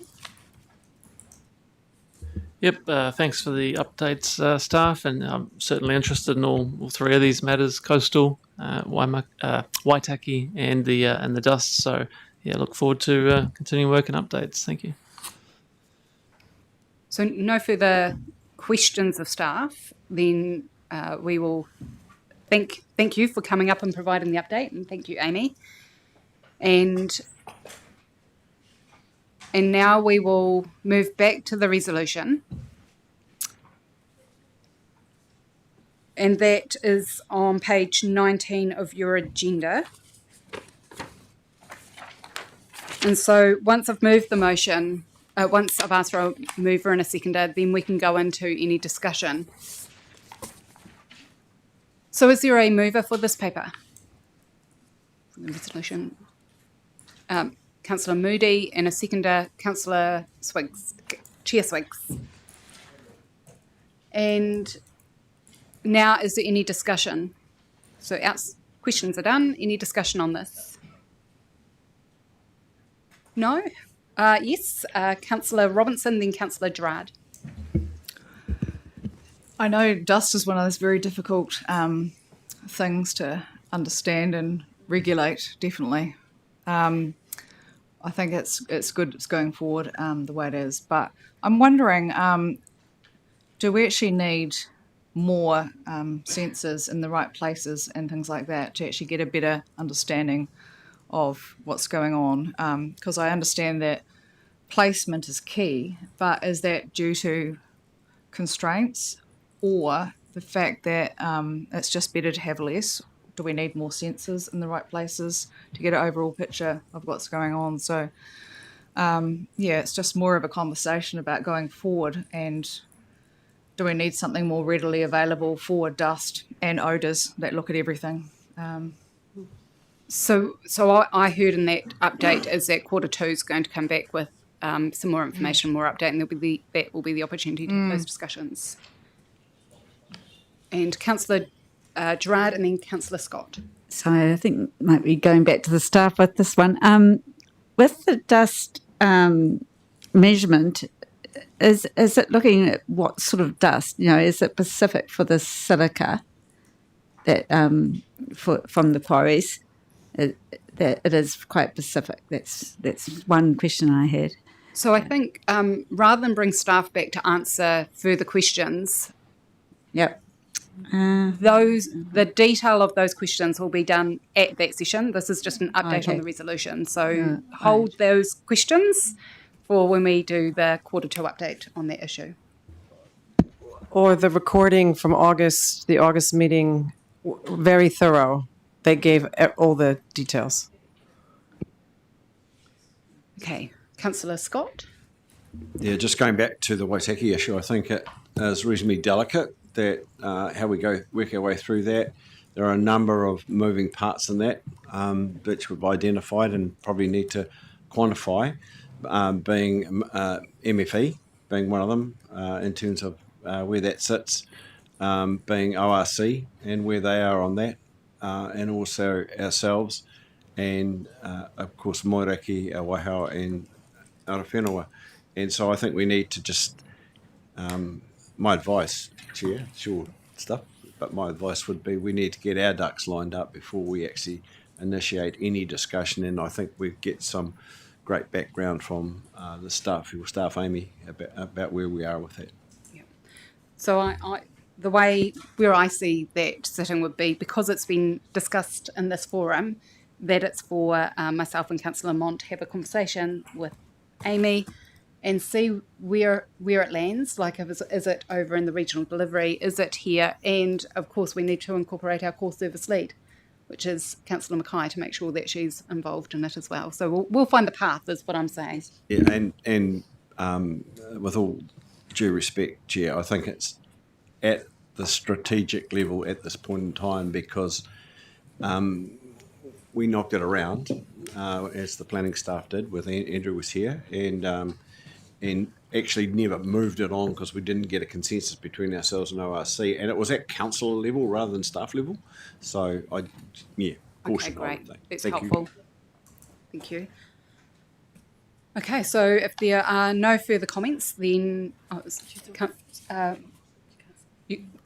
not sure about whether this is. I just want to remind standing orders say that we only speak once. Oh, okay. So, and I want us to stay with our process. So this is a motion. There's no right to reply. Who put that forward? Moody, you put that forward. Councillor Moody, would you like to write a reply? Okay, great. So with that, we will now move to take the vote. So all those in favour, please say aye. Those against? Any abstentions? Carried. And now we move on to the last report item for information, which is 8.2. 8.2, which is your central government update, pages 22 to 56 of the agenda. And we're going to have Emma Davis, the Senior Strategy Manager, to come up and speak to this, please.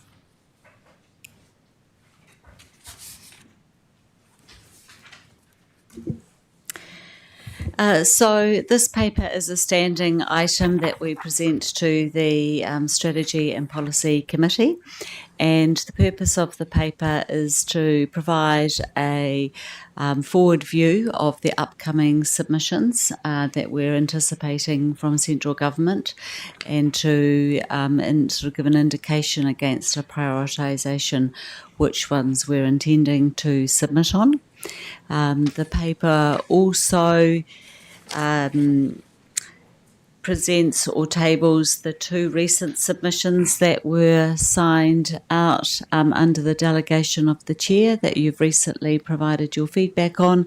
So that is the rates target model proposal and the emergency management bill. So those have now both been lodged, and this is just to put them on the record. The paper also provides a number of highlights or just updates around government legislation that's been implemented since the council met at its meeting in December, on the 10th of December, and also notes the other 6 submissions that council made, which goes back to the previous SNP committee, which was held in September. And all of the submissions, of which, as you're aware, there are a significant amount, they're all available on our website. So that's a short overview of what's covered in the paper. And back to you, Chair. Great. So we will move to questions now. And just a reminder that this is questions of staff. And then once staff step away, we'll move the motion and then have discussion. So questions. Councillor Scott. Yeah, thank you, Emma. I guess the one that concerns me more than anything is the proposals to strengthen total mobility. That submission that we're making there, it has a free rein at the moment, total mobility, and Chair Swiggs might want to join in here because he's harped on about it for quite a while. And the cost and the rates impact that that's likely to have over the next 2 to 3 years. And given the fact that the signal from the government is that we need to have some sort of rate scaffold, that hasn't been. This is one of the areas that can get out of control pretty quickly. It is out of control, Chair. I agree with you. We've continually asked a question about this of transport staff, and it's under consideration. I think councillors who, especially city councillors, the councillors from the city, should I say, and those interested in public transport, should understand the criteria by how public mobility is now enabled. It's pretty simple.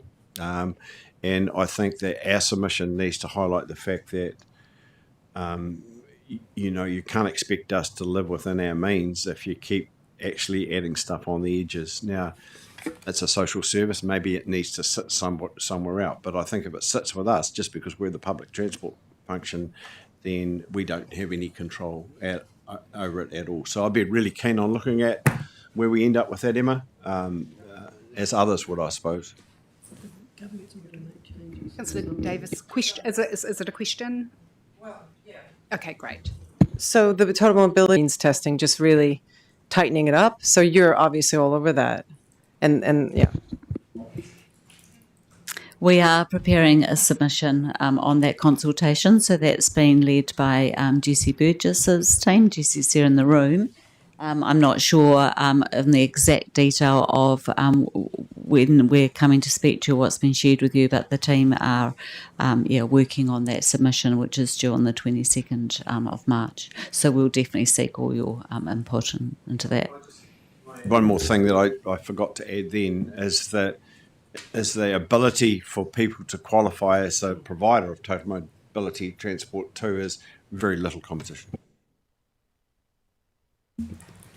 Great, and I just note that consultation closes on 22nd of March for that one, and there will be another strategy and policy committee meeting between now and then. Councillor Campbell. Just looking at the grid you've drawn up of high, medium, low priority to submit, looking in particular at the consultation on legislation to give effect to changes to New Zealand's science, innovation and technology system, which has been classified as medium and says it's relevant to Council's science research function and prior submissions. My question is, in considering this, have you also considered the extent to which the Council draws on the research and science of other organisations, how much use we make of that, and how much they may be constrained? Because I know that the whole research industry at the moment is hemorrhaging, and while that may not affect us directly, it would definitely impact the level of research that they're doing that we may be able to draw on.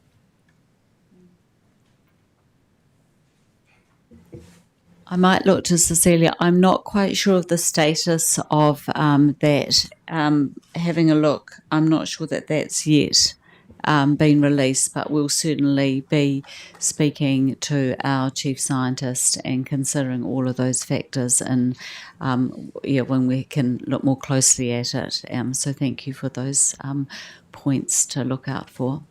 Great. Councillor Gerard?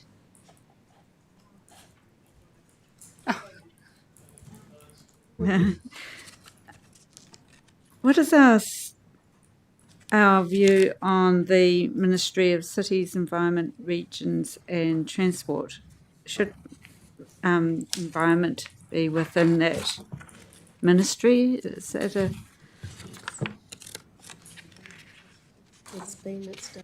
That ministry's been established, so yeah. Okay, so with no further questions for staff, oh, we do. Chair Swing. Actually, I just wanted to say that, just circling back to the total mobility thing, we do have a workshop for councillors, a public workshop on the 5th of March, which will inform our submission process, so that we will have a conversation about that. That's really helpful. Great. Councillor Moody, question? Yeah, just to agree with Councillor Campbell's points around the changes to New Zealand's science, innovation and technology system. I mean, innovation's so key to us producing high value, produce in Canterbury, working smarter, not harder, innovating, reducing emissions. So, yeah, I see it as very relevant to what we do here at ECAN. Yeah, just to support that notion. Thank you, and that's really the purpose. It's great to get that feedback and direction early on the submissions that you're interested in making, so thank you for that. So now that we've finished with questions for staff, we will then move the motion and then have a discussion and share our perspective on things. So, Genevieve, Councillor Robinson. Madam Chair, before you move the recommendations, can we break them up into three? Because I want to vote against one of them. Sure, we can do that. So I will need a mover and a seconder, and we'll start at one and then move our way through. So we've got Councillor Robinson as the mover. Do we have a seconder? Councillor Sunkel. And so now we will open for discussion.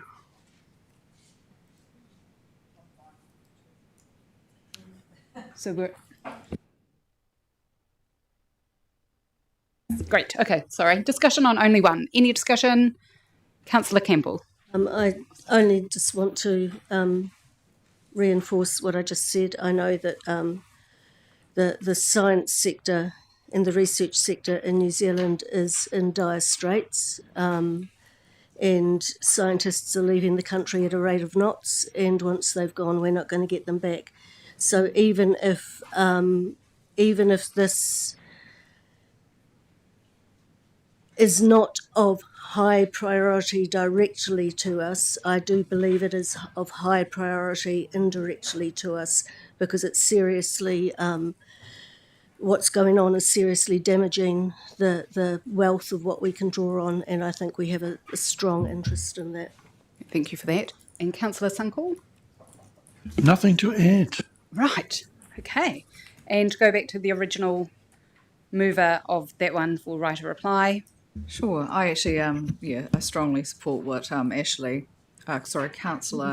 Campbell, Councillor Moody actually talked about as well. I agree with that. And, some of the institutions that are losing momentum based under pressure and everything, it's a bit of a sad time. But to be honest, it's also happening with institutions for medical everything, training facilities. They're all being pushed and centralised, and it's really quite sad. But yeah, that's all I'm going to say. Great, thank you. So now we'll go to the vote on that first one. So it is in your pack, page 22, but also up on the screen there. So it's on number 1.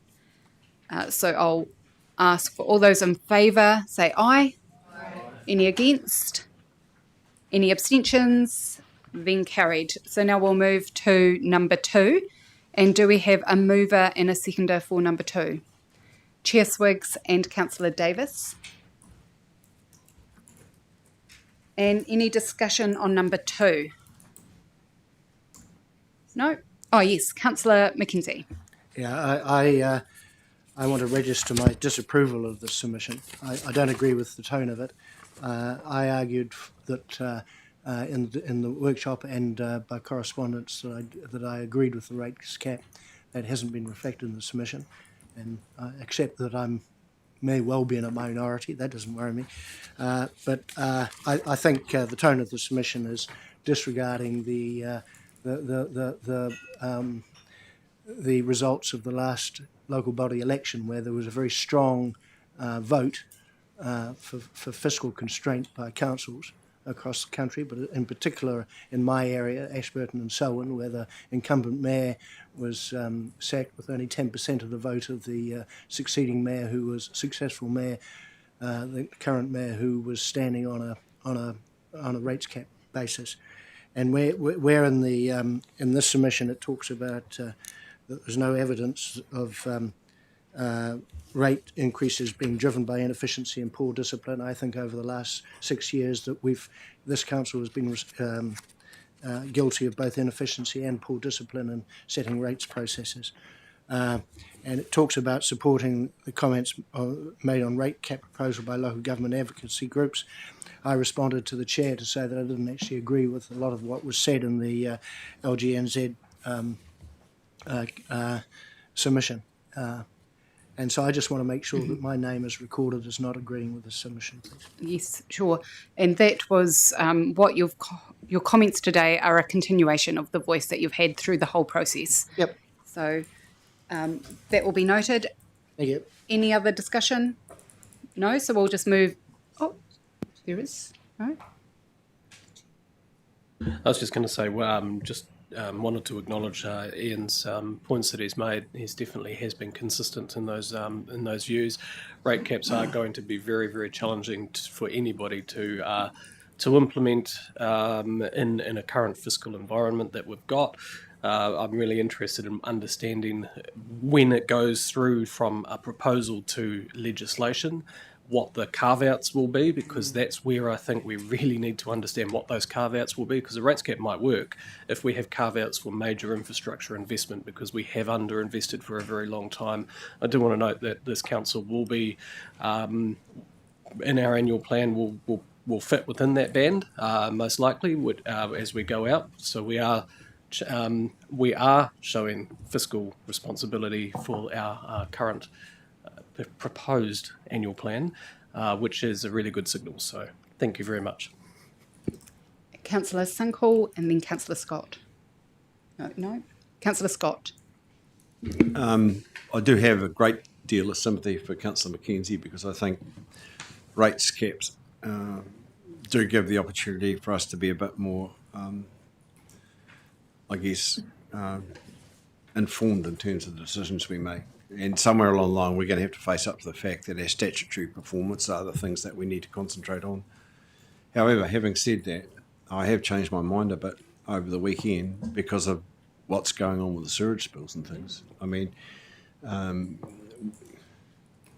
we can't necessarily put caps on Wellington and Christchurch and places like that and still put up with the environmental effect that those are having. So, yeah, I don't know whether I'll say it or not, but I just think you can't have two things. You can't, somewhere along the line, you've got to stump up and fix things up. Yep. So just noting that your thinking has evolved and changed through the process, which is happens, but the submission's made and that is done now. So we'll take a vote on number 2. And so we'll say all those in favour of number 2, please say aye. Aye. Those against? Any abstentions? And you want that noted? You did want that noted. Otherwise, that's carried. And we will move to number 3.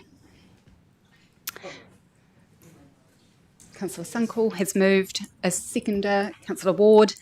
Is there any discussion on this item? No, we'll move straight to the vote then. All those in favour, please say aye. Aye. Those against? Abstentions? Carried. Great. So that is, yes, that's the meeting. We've come to the end of the meeting, and I just wanted to say thank you very much for working through major reform, two very substantial pieces of reform that we've all worked through throughout the last 2 months, but actually today to land it together. So acknowledge all of your hard work and your decision making. The next Strategy and Policy Committee meeting is on Wednesday, the 11th of March. We will be having Councillor Lamont will close with a Karakia after our next briefing session. So for now, we will just close the session and go and have a cup of tea. So thank you for today.